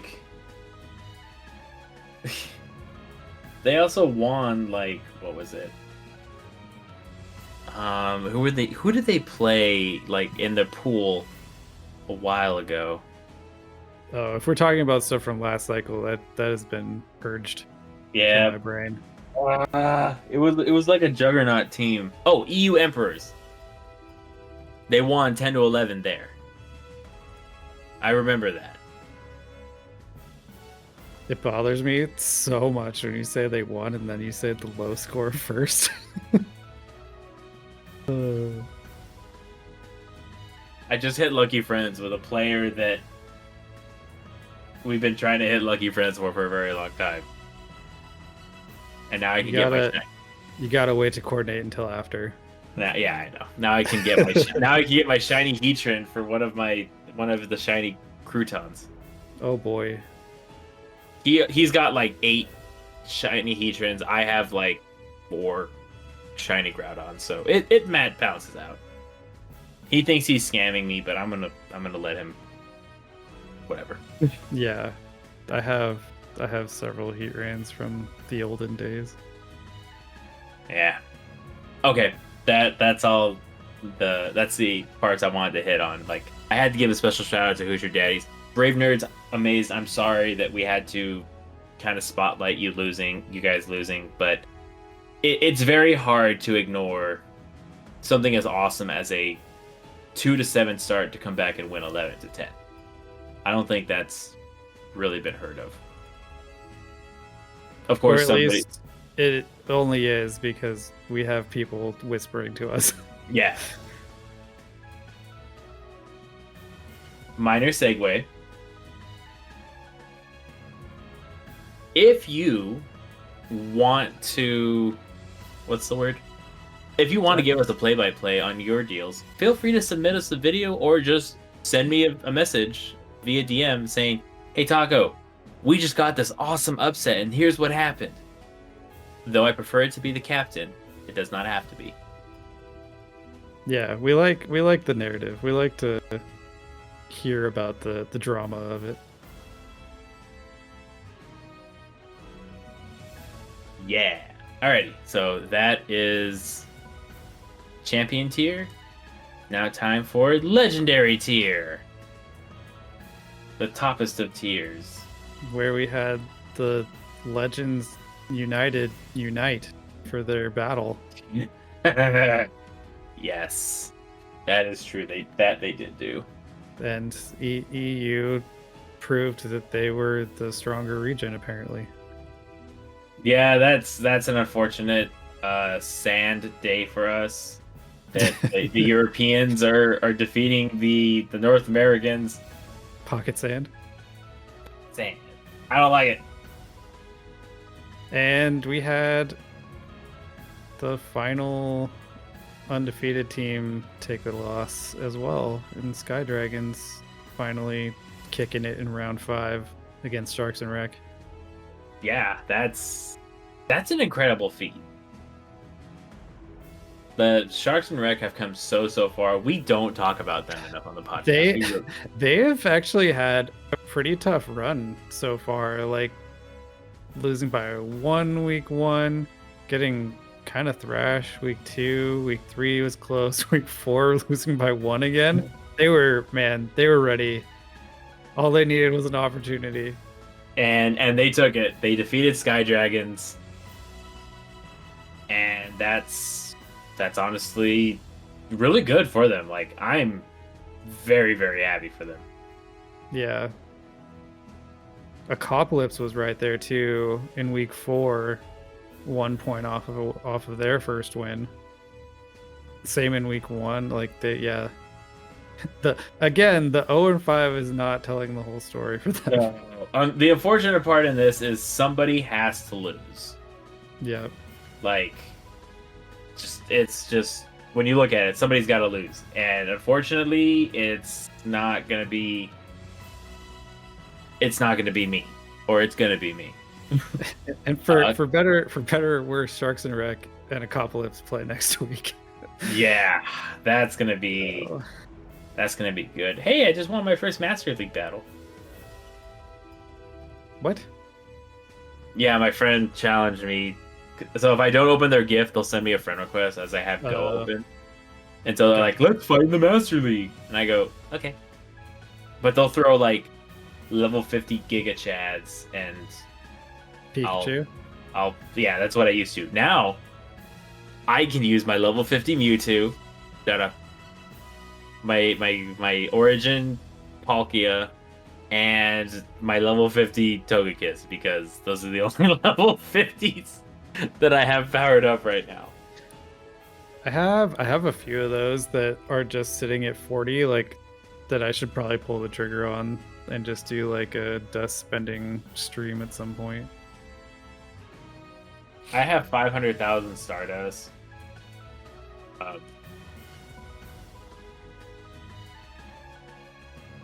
Yeah, I have like only 500,000 Stardust, so I can only power up like one at a time.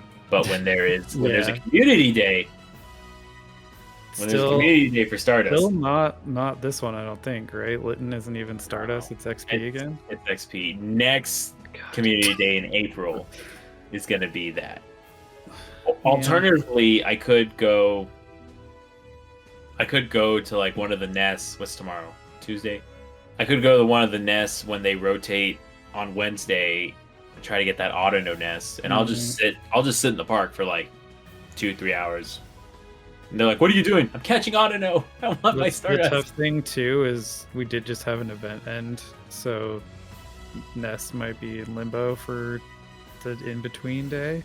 Yeah, please don't say that. I'm very, very much hoping that is not the case.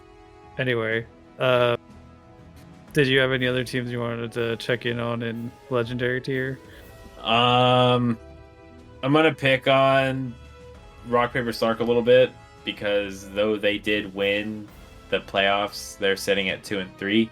I have faith in them. They're gonna do amazing work. Except JK Falk, because he's not part of senior management apparently. I don't know what that means, but JK Falk, if you're listening, and I know you are, get good, son. Yeah, you know, they get to prove themselves now and continue to crush Sky Dragons. Oh my lord, I forgot that was this week. It gets even easier for them in week 7, because then they have the Legends United Vanguard team. Yes, that's true. Okay. Not that, you know, there are what I would consider easy weeks in Legend tier, but there are no. Yeah, there are none. It's all relative. All right. So that's the tiered portion. And now we're going to give a quick rapid fire. Here we are. There, put this back up. Now we're going to give a quick rapid fire of the open tiers for North America, starting in pool number 1. Inferno Overdrive and A9 Elites are the lone undefeated teams, and they have a bye. So, they actually play this week in A9 Elites and Inferno Overdrive. So the winner of round 6 is going to be the 1 seed, or possibly, is going to be the 1 seed, and then the winner or the loser is going to be in a 4-way tie between Ann Arbor, Beginner to Winter Trez, and Wicked Weaviles. I'm here for it. We're waiting to see if Ann Arbor makes their comeback.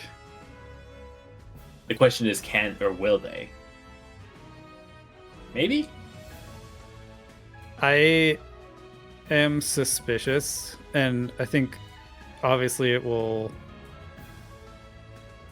come through way more as soon as we have the heads up between A9 and Overdrive done, but the fact that Overdrive then also has to play Ann Arbor, like this is their real test. Is okay. Prove it now. Yeah. Alrighty. So, and then pool number 2. Looking at your notes a little bit, you have Cool Cats and SoCal Swablu points are close, which you are 100% correct. They did play this week. Cool Cats is able to win 13-8, and special shout out goes out to the Queen Bees for beating Cleveland S Cavaliers 11-10. And my point on the points being close is Swablu Gold sitting at 4-1 has 60 points overall, and then Scissor Me Timbers and Dancing Dittos at 3-2 have 61 and 59 points. So yeah, despite being a win behind, like they're kind of right there in the mix overall. Yeah, SoCal Swablu doesn't really have any room for error now because they lost one.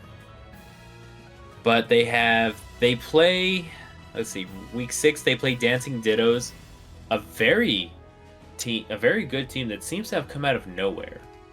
I don't know who's specifically on the team, but that's for another day. Yeah.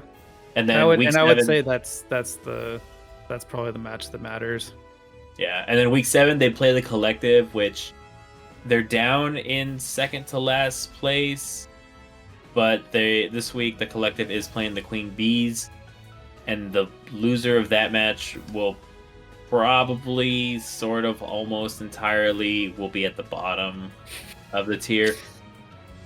Which I guess the other one I should point out is that Cool Cats does play Scissor Me Timbers this next week as well, and they're the other one that's in the running. So yeah, actually all the relevant matches happen this week for this pool. So if you're in pool 2, I hope y'all bring your A game, because it's now. Now is time. There is no now or never. I'm also looking at there we are. Well, I can cover pool 3 because it is more stark than the others. Take it away, Jet. Because as it stands, the Pogoats and SoCal Swablu Coastal just are two, like, it essentially can't be caught, and they have already done their heads up. Like, SoCal Swablu's one loss is to Pogoats, and Pogoats are undefeated. Yeah. We have to give a special shout out to this because we are semi-contractually obligated to our sister team, the Dark Knight. Athena and the rest of the crew, after starting 0-2, getting Pogoats and Shadow Riders, who are currently the first and third team respectively, have rattled off 3 straight wins against Ghost Pepper Dunspice, a very talented team, Pallet Town Red, which was probably a bit of a grudge match considering the final score, and finally Team Flareon, a team that we unfortunately did not have the pleasure of playing when we were down in the open tier, part of DNair Don't Care. I guess I should amend slightly where the Dark Knight do have an opportunity to kind of turn the tables if they take the win over Swablu Coastal, but that's a big week 7, so we will wait and see. We will take it 1 week at a time. Yeah. I'm gonna anticipate that the Dark Knight beats Sweaty PvEVs they're playing this week. PvPVs? Yeah, that. I could never pronounce the team name. And you just gotta pronounce it the way that is the funnest. Yeah, it's true. They are 12 points behind Coastal. So if they, like, say, if they get 21 points and get 79, they'll be that week 7 matchup will be a lot closer. But they'll still need to win and then win really, really well against Coastal. I with the amount of like points, I am mostly mentioning it just because it is technically possible. It can be done. it's mathematically possible, yes, but I think the chances of the Dark Knight making it into the playoffs, I'd give it at about 4%. A 1 in 25 chance. But they like I said, they're actually in position to make one of these last rounds matter. All right, which is already something. Like it's not nothing. All right, now that everybody on the Dark Knight is going to be listening to this, and they're going to say, "Taco, we're going to prove you wrong," and this is why. I hope they're fired up. They need to be. I really and truly hope they do as well. I love those. I love the trainers, all of them there. Like I said, Athena, Fish, Rainfall, Julian, Ryan, Axe. I think I got everybody. Oh, and Josh. Josh, you cool. But yeah, so let's go into poll number 4. All right, somewhere either week. I actually think it's week 4. After week 4, we lost the odds to Goonies, so we have now 2 pools that have double bye. It's gonna be a little weird going into the end, but it's fine. Everything's fine down here, where it's the bad Mewtwo's way out ahead, and then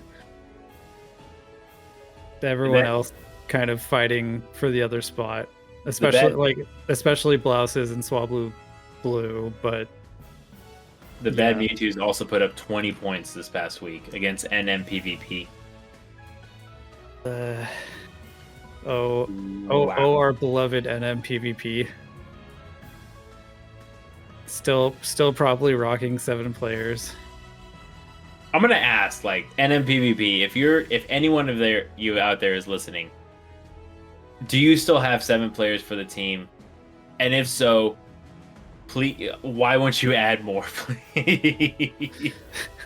I thought we got this answer that they are still keeping it tight at bare minimum, but I could be wrong.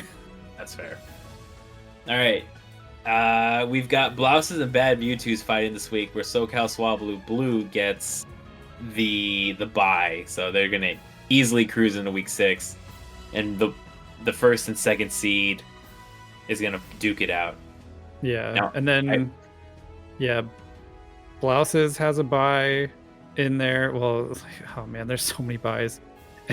And then Blue has to take their bye week to be ready to run up some points on NMPVP to stay in contention. I want Blouses to win this coming week against the Bad Mewtwo, so we have a 3-way tie for first place. That would make it a little crazy. Only 2 teams are getting promoted, and it's gonna get really wild really quickly. Buckle up, Jet, because I hope you're ready for it.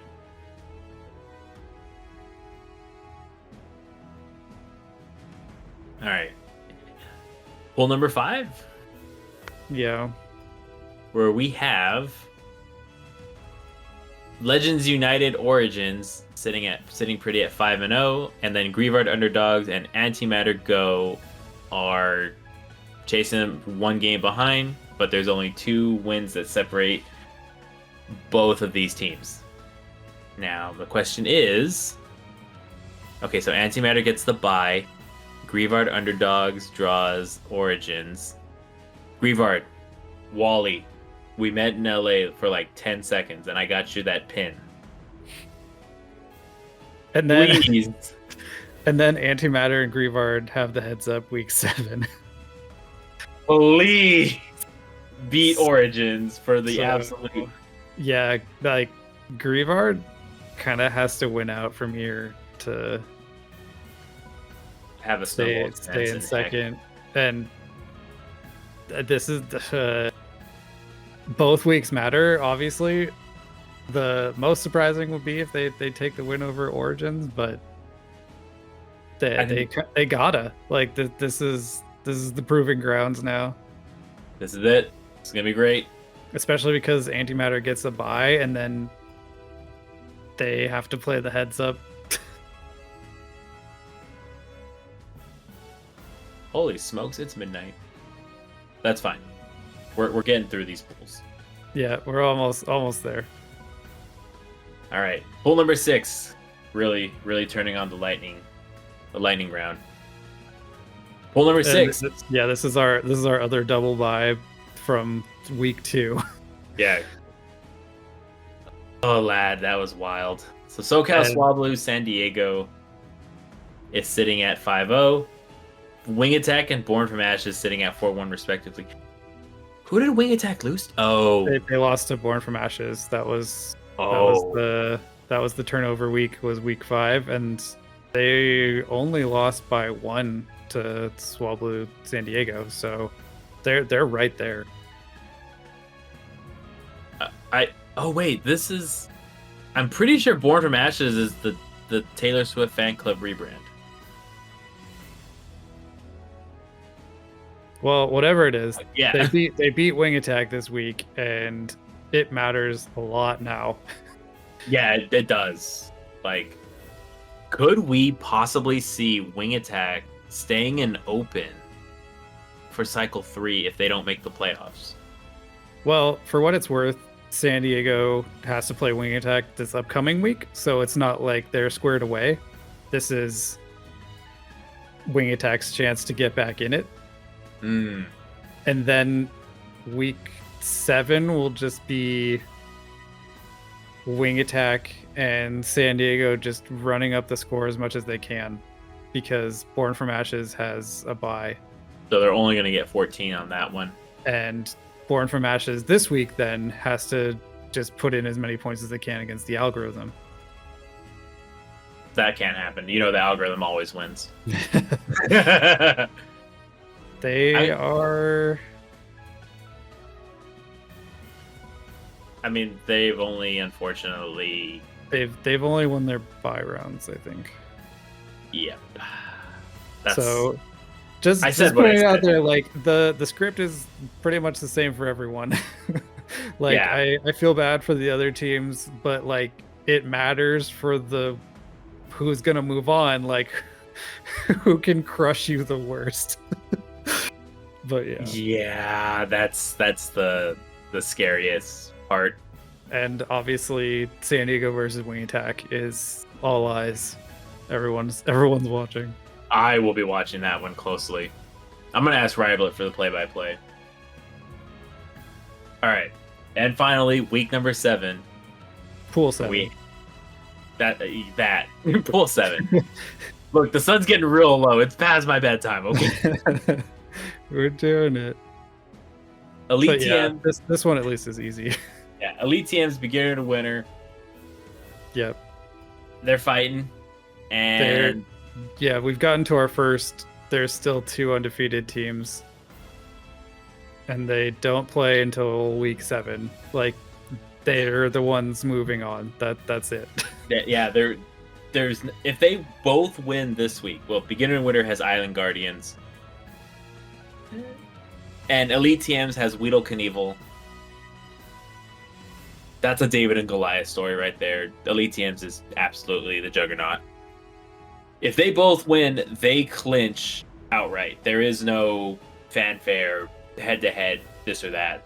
At that point, Elite TMs and beginner and winners they can just have fun. Like, but to even putting it in perspective, like score-wise, beginner to winner is in second by 10 points, and third is 26 points behind them.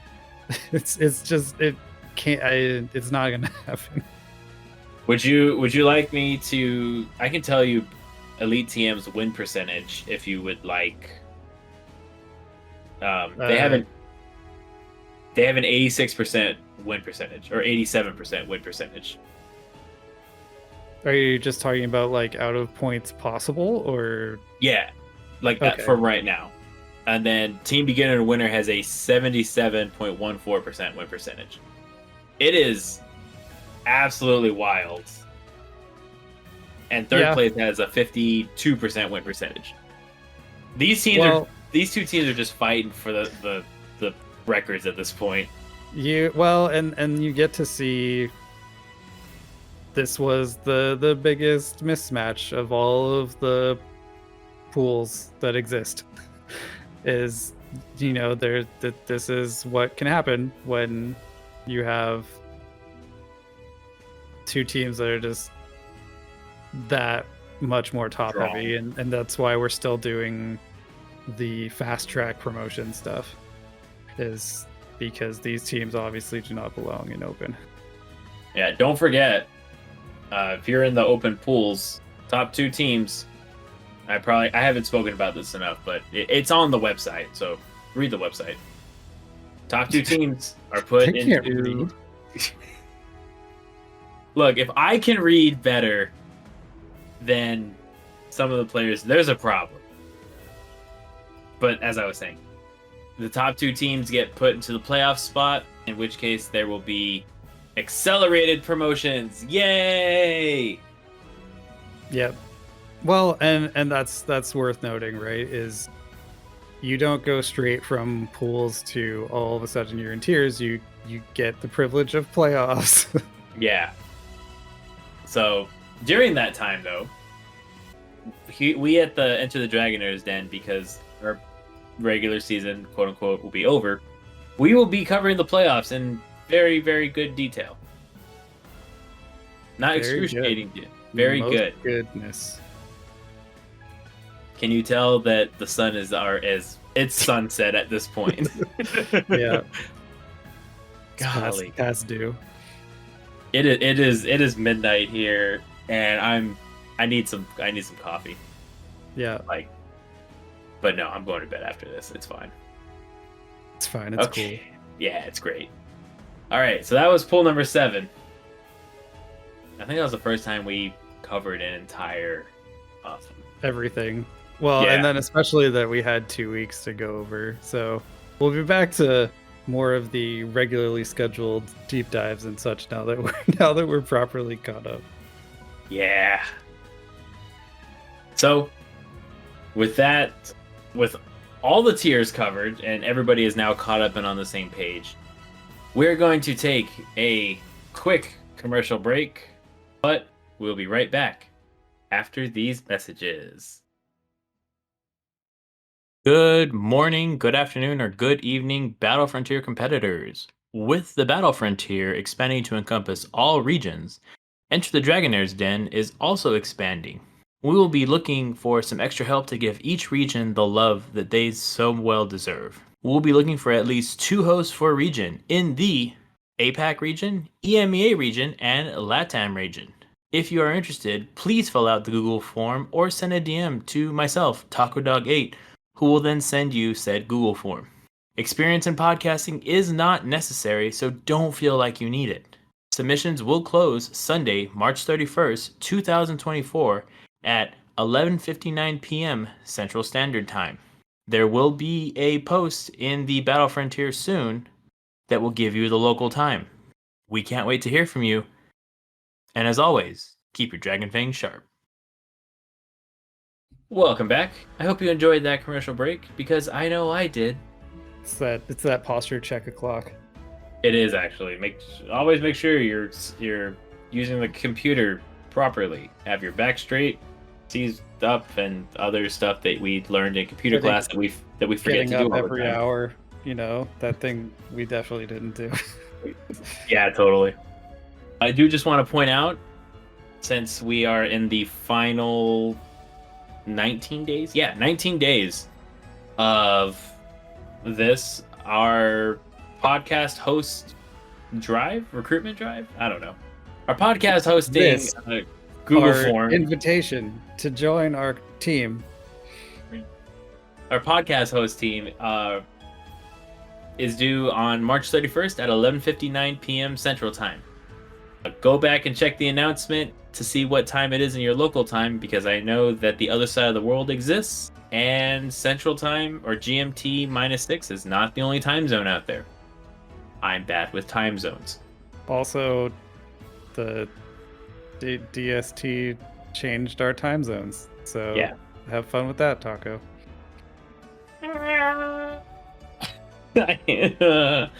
Okay. So, with that out of the way, I do just want to point out the people that we have interviewed already have been absolute lovely people. I wish I could honestly say yes to everyone, but unfortunately, we're looking for 6. And yeah, we had a little over 6 people apply. So unfortunately, we're going to have to say no to some people. Doesn't mean we hate you. Doesn't mean you're not cut out for the job. We're just going to go in a different direction. And who knows? If we expand further, you'll probably be the first one we call. If obviously you're still interested. And honestly, you don't have to be a podcaster to do this. I still struggle with, podcasting every now and then, and we've been doing this for a little over 2 years now. Yeah. Or was it 1 year? I can't I was remember. like, did we get to 2 years? When did I get married? No, 2022. No, Oh, I remember. no. Okay, no, I remember. Look. Okay. Okay, so we got married, when I got married, we were just putting out episode 3. Yeah. And I got married in 22. And we're in 2024. Okay, so a year and a half. Yeah. we're getting there. We're getting close. Oh man. Oh goodness gracious. At least you could come up with how long you were married. I remember. Then you would be in trouble. See, I remember my wedding date. That's good. Lit with Community Day. Yes, I remember my wedding date. I remember playing in it, and that episode was on an episode of Ad's Pokeball Turns. That was fun. Okay, that's a shameless plug. But shameless plugs aside, we have to plugs. Actually, we have to plug our stuff. All right, so this podcast is powered by the lovely, beautifully amazing people on Patreon. You can subscribe to our show for as little as $1. That is the Dragon Egg tier, and it will unlock you being a supporter of the show. Gets you secret access to a portion of the Discord. We do just have our first $5 tier at the Baby Dragon tier, and they get to join us in the recording booth where they get to live chat with us in real time. And yeah, so that's our Patreon. The episode is going to be listed in the description and in the show notes below. If, however, can't donate for a Patreon because money's tight, that is totally okay. I'm not going to hold it against you. Just give us a rating where you listen to your podcast, a like, and a subscribe. I think that's how the YouTube people do it now because we're now on YouTube. Yeah, and you can comment there too. And you can even answer the weekly questions in the comment section that will be posted down there. We also do have a Discord as well. Link is going to be in the description/show notes. Come honestly join the fun. It's really nice, like meeting new players, meeting other people, getting life experiences, and you can hang out with me. I post memes every now and then, or our resident meme lord, a talking Pikachu. Plus our teammates hang out there. Yeah. I love them all. So with that, we're going to first thank our Dragon Egg patrons. Like, once again, this is the $1 tier. We want to thank Trainer Thanks, or Thanks Obama. I'm not sure what he calls himself nowadays. ZT Smith, Sotiri, and we had 2 new patrons. One is here at the Dragon Egg tier. We have the famous play Pokemon caster and all-around amazing person that I've had the pleasure of meeting, DeFi 250. That was now I feel a little bad for giving like a special shout out to the new Patreon, and it's just like Trainer Thanks ZT Smith. I said what I said. It's cool. And then we do have at the Baby Dragon tier, the $5 tier, we do have, and I really wish I could pronounce this name a little bit better, but I'm going to do my best. Reviving Ophelia. Their amazing patronage has been awesome. I want to give a special shout out to Reviving Ophelia. She is just a wonderful person to talk to. I've actually had the pleasure of meeting her when I was doing a charity tournament in the Battle for Row, like way back in 2022. Just a lovely person. We got around to chatting a little bit, and now she is hanging out in our Discord, and we are so lovely to have all of these lovely people in our Discord. So, yeah, that's our patrons. Eventually, I'll make a little graphic and put everyone's names on there, but I'm not that good at drawing yet, so we're going to do lovely shout-outs and stare at the Enter the Dragonair's Den podcast logo for the time being. We also do have a Twitter account, or an X. You can follow us at Dragonair Den for all the updates. I promise our social media person will get on that eventually. I'm also at TacoDog8, where I post memes, Formula 1, RuneScape, I'm unapologetic about it, and Pokemon Go stuff. So if you follow my personal one, you're going to get bombarded with everything. So if I talk about RuneScape and you have no idea what I'm talking about, that's okay. I try to hit everything in between, you know? Let's see. Discord, Twitter, YouTube channel. Oh yeah, like and subscribe, all that fun jazz. And Patreon. I think that covers everything. Community engagement. Yeah! So, 2 weeks ago, we asked y'all... What did we ask them? Oh yes, I remember now. All about that global tour. How will you be spending Sinnoh Global Tour? Of course, I responded, I was getting more White Stripe Basculin. The community responded with...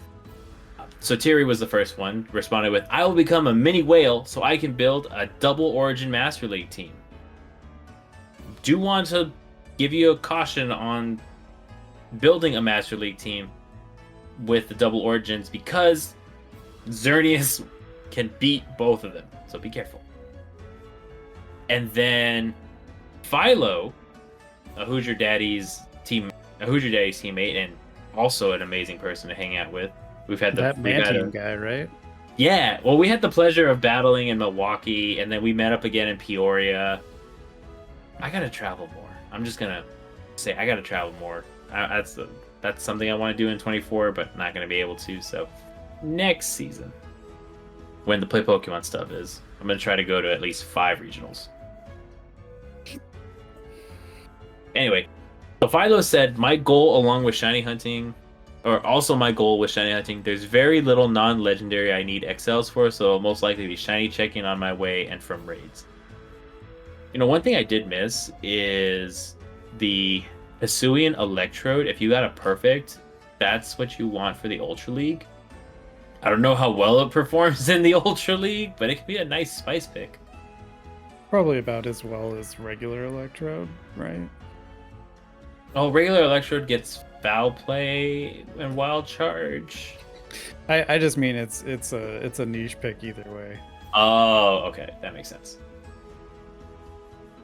All right, so once again, special thanks to both of those for kind of participating in the community engagement section. So we're going to move on to this week's section, or community engagement question, which is, which Pokemon do you think are the biggest winners/losers of the move updates?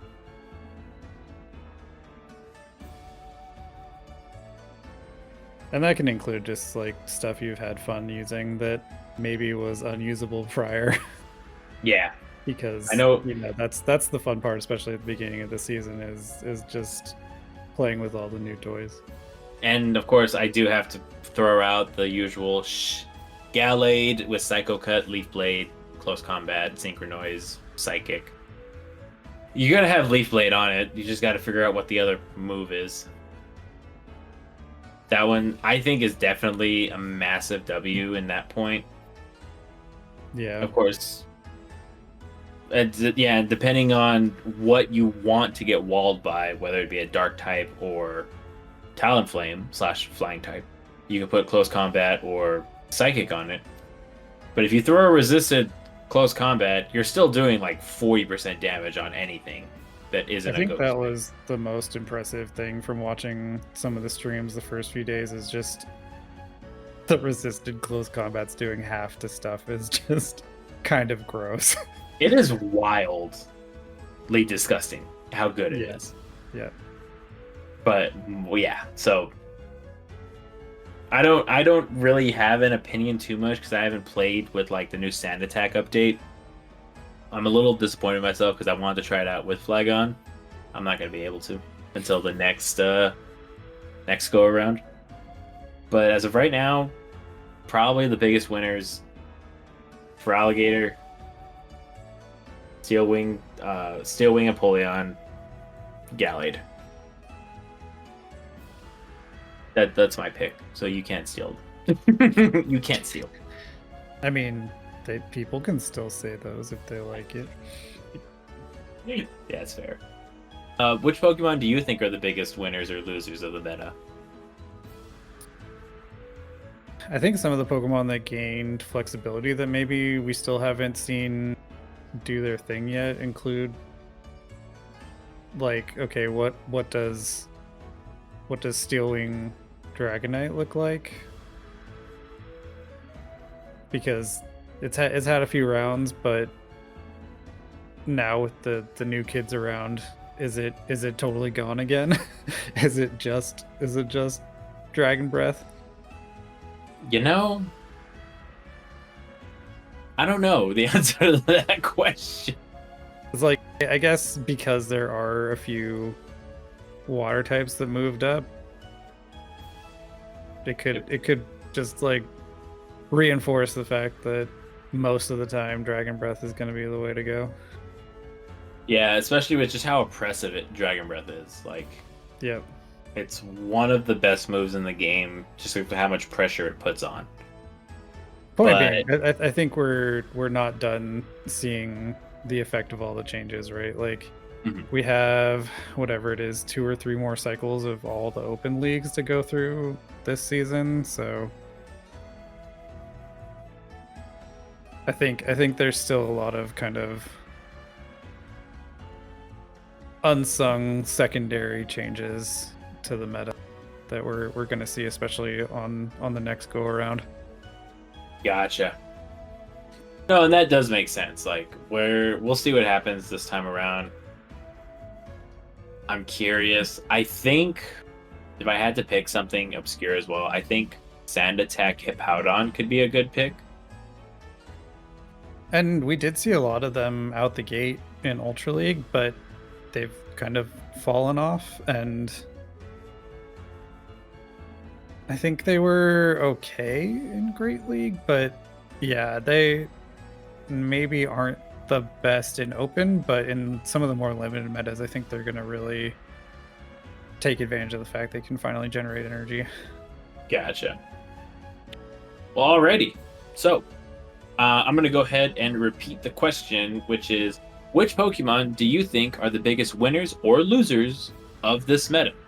You can reply by leaving a comment down in our YouTube channel, leaving a comment on Spotify, answering the question in our Discord in the weekly question section, or you can tweet at the show. Once again, we're at Dragonair Den, where you can answer the question there as well. We'll do our best to try to get all of them. Of course, since we opened up the channel, we now have another avenue we have to check answers from. So, totally meant to do that. It's going to be great. So, if you have an answer, feel free to put it down there. We'll read it out loud on the show. There are no wrong answers unless your name is Moist Donut. That guy always has hot takes. He does. Sometimes they're good. Sometimes they're not so good.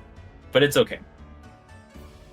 Alrighty, so play Pokemon segment time.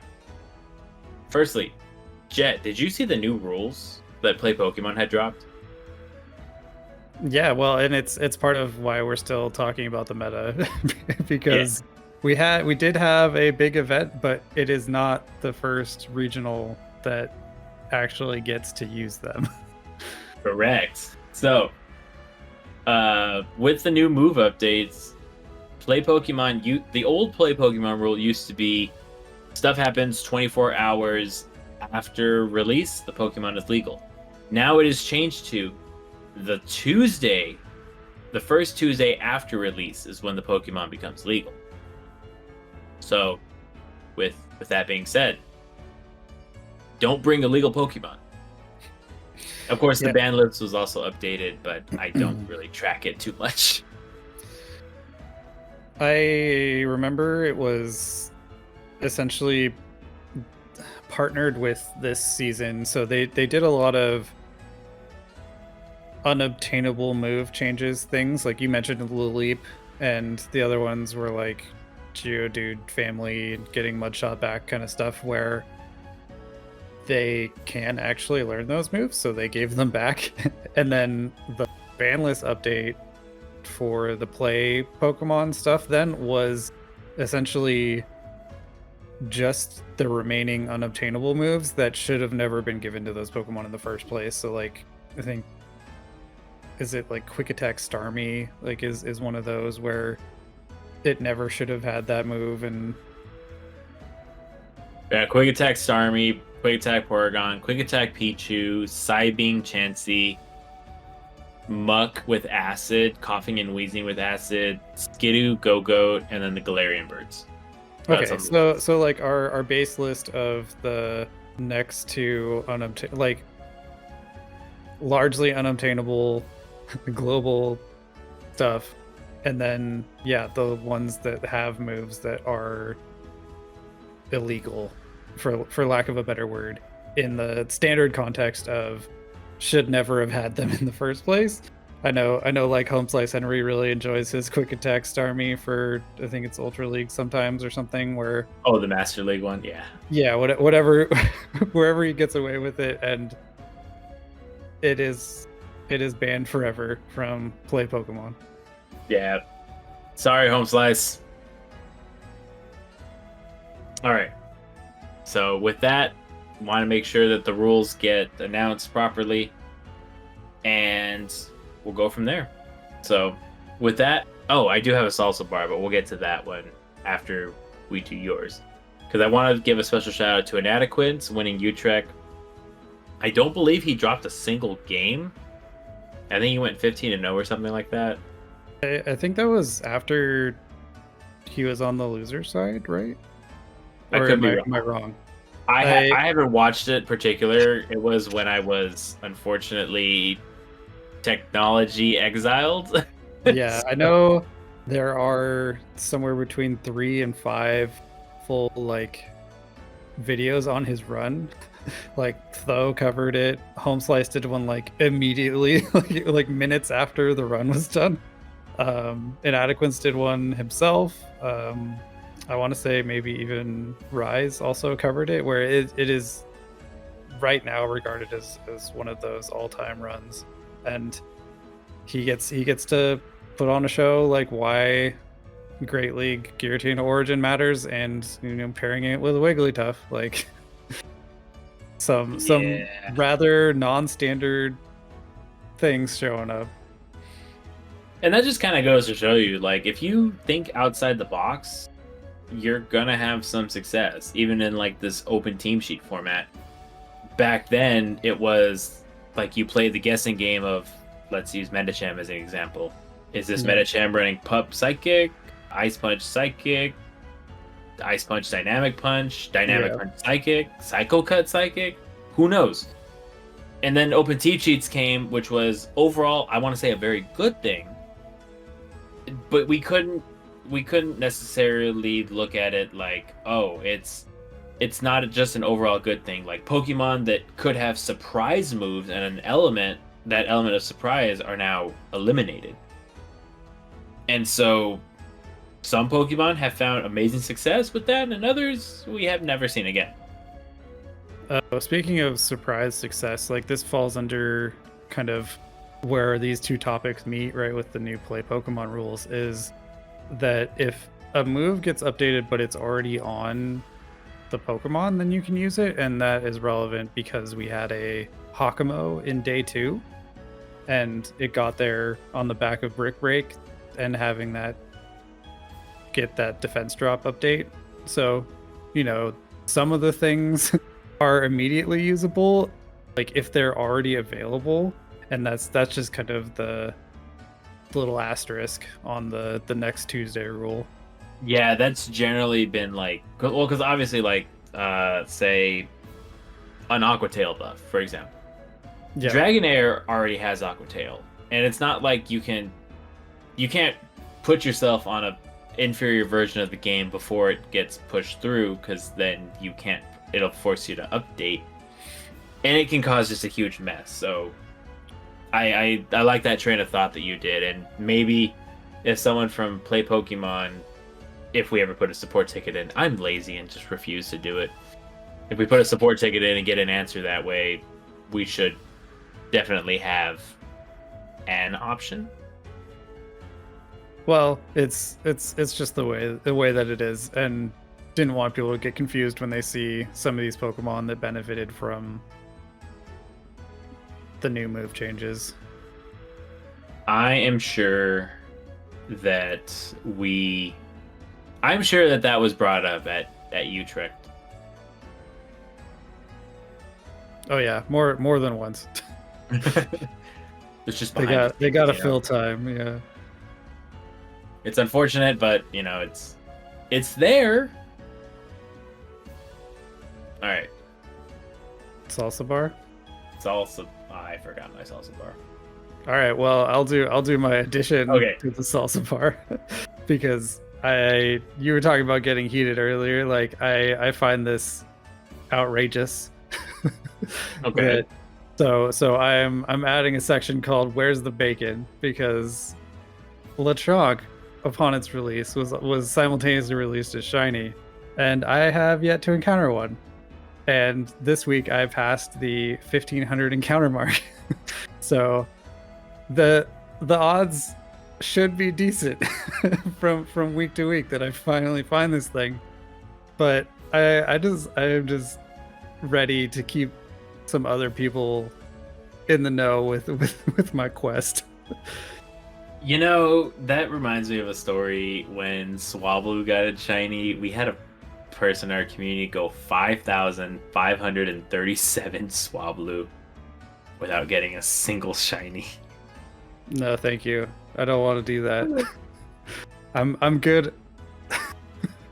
I'm good to be done. Like as soon as I've announced it to the universe now, so like it's gonna happen, right? I would hope. It'll be a short-lived segment. That's my firm belief. And we can find another one that we complain about. Well, it's just in like one of those unique situations, right? Because unless you start tracking right when a Pokemon comes out, which I never do, like I don't know what my encounter was prior, and this one is just literally every single encounter could have been shiny and just hasn't.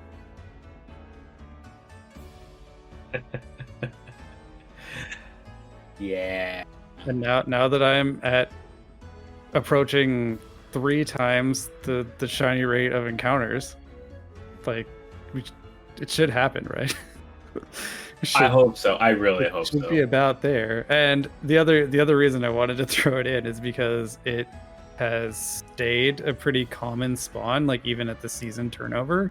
I wasn't sure because obviously last season it was fairly common, and now that we've had a solid chance to check out the spawns, like even with the events going, like I feel it's common enough still that it should be relatively quick, right? No, it's not happening. I keep phrasing it as a question. Yeah, and I keep answering it with no. We're getting hosed. Yeah. Great. I'll remember the salsa bar. Actually, no. I guess we can kind of call this a little bit of a salsa bar. So I have decided, me, Taco, to I'm graduating from the normal bicycle, the little pedals. I'm graduating from that. I'm getting a motorcycle. Or a body bag on wheels, as they're normally called. Donor cycle? Yeah, donor cycles. which feels a little weird because I thought I'd upgrade to an electric bike first, but motorcycle it is. You know, it's gonna be great. You're just following in Zimmy's footsteps. All right, okay. So Zimmy, we're gonna chat now. After like 3 years of riding, I'm gonna go join the MotoGP, and that way, like, you can have your favorite person be me. I don't know. Like, honestly though, no, those types of bikes scare me. I'm gonna be like putting around on like a little 30, 40 horsepower bike that can top out at 90 miles an hour, but gets 102 miles to the gallon on like a 6-gallon tank. And I definitely just pulled those numbers out of my butt. But I know that some bikes. I can't even. Yep. I know that some bikes get close to 100 miles to the gallon, but they have like the tiniest of tanks. So I guess that can be our salsa bar for this week. I'm going full send on a motorcycle. I'll be taking the class because I gotta wear your safety helmets and stuff. And I totally will get it. Hopefully, we'll get a discount on my insurance. Gotta learn how everything works. Yes. So that kind of also can segue into goals and achievements. So achievements, I got 666,666 dust, snapped a picture, and promptly spent 150,000 Stardust right after that picture was taken. It is fun when you get those just long repeating numbers, especially when they seem like they shouldn't be possible. Where it's like we get dust most of the time at full 100 values. I know. Or at very least base 5, so like getting to all 6s is just fun. Yeah, the eggs really mess it up though. Yeah. Like, I hate it. Actually, no, I hate it. I love it. The variance. Yeah. And then gonna shout out Julian. He won a game against Dunebug, And then you got an incubator from a showcase. I didn't think that was possible. I really didn't. Yeah. Well, and it's just like they love to give star pieces and lucky eggs and incense and the other thing. What are they called? Lure modules. Yeah. Of all shapes and sizes, and I'm not mad about that. Like I've gotten to put up a ton of them at the other events because of them, but man, would I like to hatch more eggs when there's egg-locked Pokemon. That's fair. Yeah. Yep. And so with that, that's probably our only achievements for this week. But I got a goal, or I've set a goal. I'm rank 18. What's your goal? My goal is I'm checking my rank again. I think I've hit ranked 18 before we started recording. I want to get my elo. Yeah, I was like, I want to get my elo before Friday, or get to veteran. So getting my elo is going to be a doable project.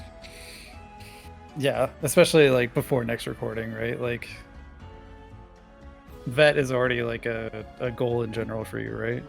Yeah, so vet's the goal. I didn't hit it. I did not hit it last season. It's very depressing. What was your how many games did you play? Because I feel like that's probably the biggest. I did 675. Like, I didn't do a lot. I only won like 360 of them.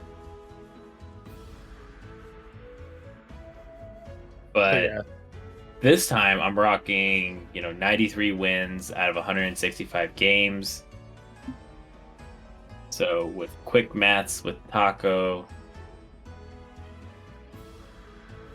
that's a 56% win percentage. So hopefully by the end of this week, the day before this episode goes live, I'll have gotten my elo. I just gotta remember to play. Yep. And if you have a Spring Cup team that you like, you've got 2 weeks of it, so should be easy. I've got 2 teams I like. Both of them do not synergize well with each other, but I can play one or the other and still be fine. And then you can dabble in Master League after you get through matriculation. I need 100,000 starters for the Palkia. I'm probably just gonna be running the Palkia, Ho-Oh, and Mewtwo. Because yeah. Well, I hope it works out for you. Same. I have no idea like how it works. What's a good lead? What's a good safe swap? Yeah. I know Ho can be a good closer. There's a certain amount of that really just Master League is its own thing, and you kind of just need to play for a bit. Yeah. And then eventually, once I build a team, I can also take part in the Master League for factions. So spicy. That's not happening for like 3 or 4 more cycles. Yeah. But with that being said, how's your GBL progress coming along? I did get my ELO, and I think I'm in like 2200 somewhere. Yeah. So I mean, decent, but I made up a lot of ground after my Shadow Sceptile beginnings. That so is... I was happy with that. My recovery was effective. I was gonna say that's still impressive. Like, yeah. I don't. Well, I'm just glad that the team that I was running in open for the changeover still works just fine. I do hope that there are fewer Bastiodon Shadow Victor Bell shenanigans like next time it's around. Like it makes sense to me like on a certain level when people are just trying to get games done through to rank 20 or whatever, but after that, like if people still run it, I feel like they do it because they're scared to try anything else. I mean, that's fair. Okay, here we go. Alrighty then. So, with that, I guess it's kind of time to call in an episode, and I'm about to pass out on the floor, and as soon as I press stop. You did admirably. You kept it together. We did my best. I'm proud. We did our best. It's night. It's nap time. I'm gonna make this short. I'm gonna make this section really short, really sweet. Good. So, from all of us here at Enter the Dragonair's Den, always remember, keep those dragon fangs sharp. Stay away from those fairy types. Ice types you can beat now with the Aqua Tail buff. And until next time, we will see you all in our next episode. We're Bye-bye. in the end game now.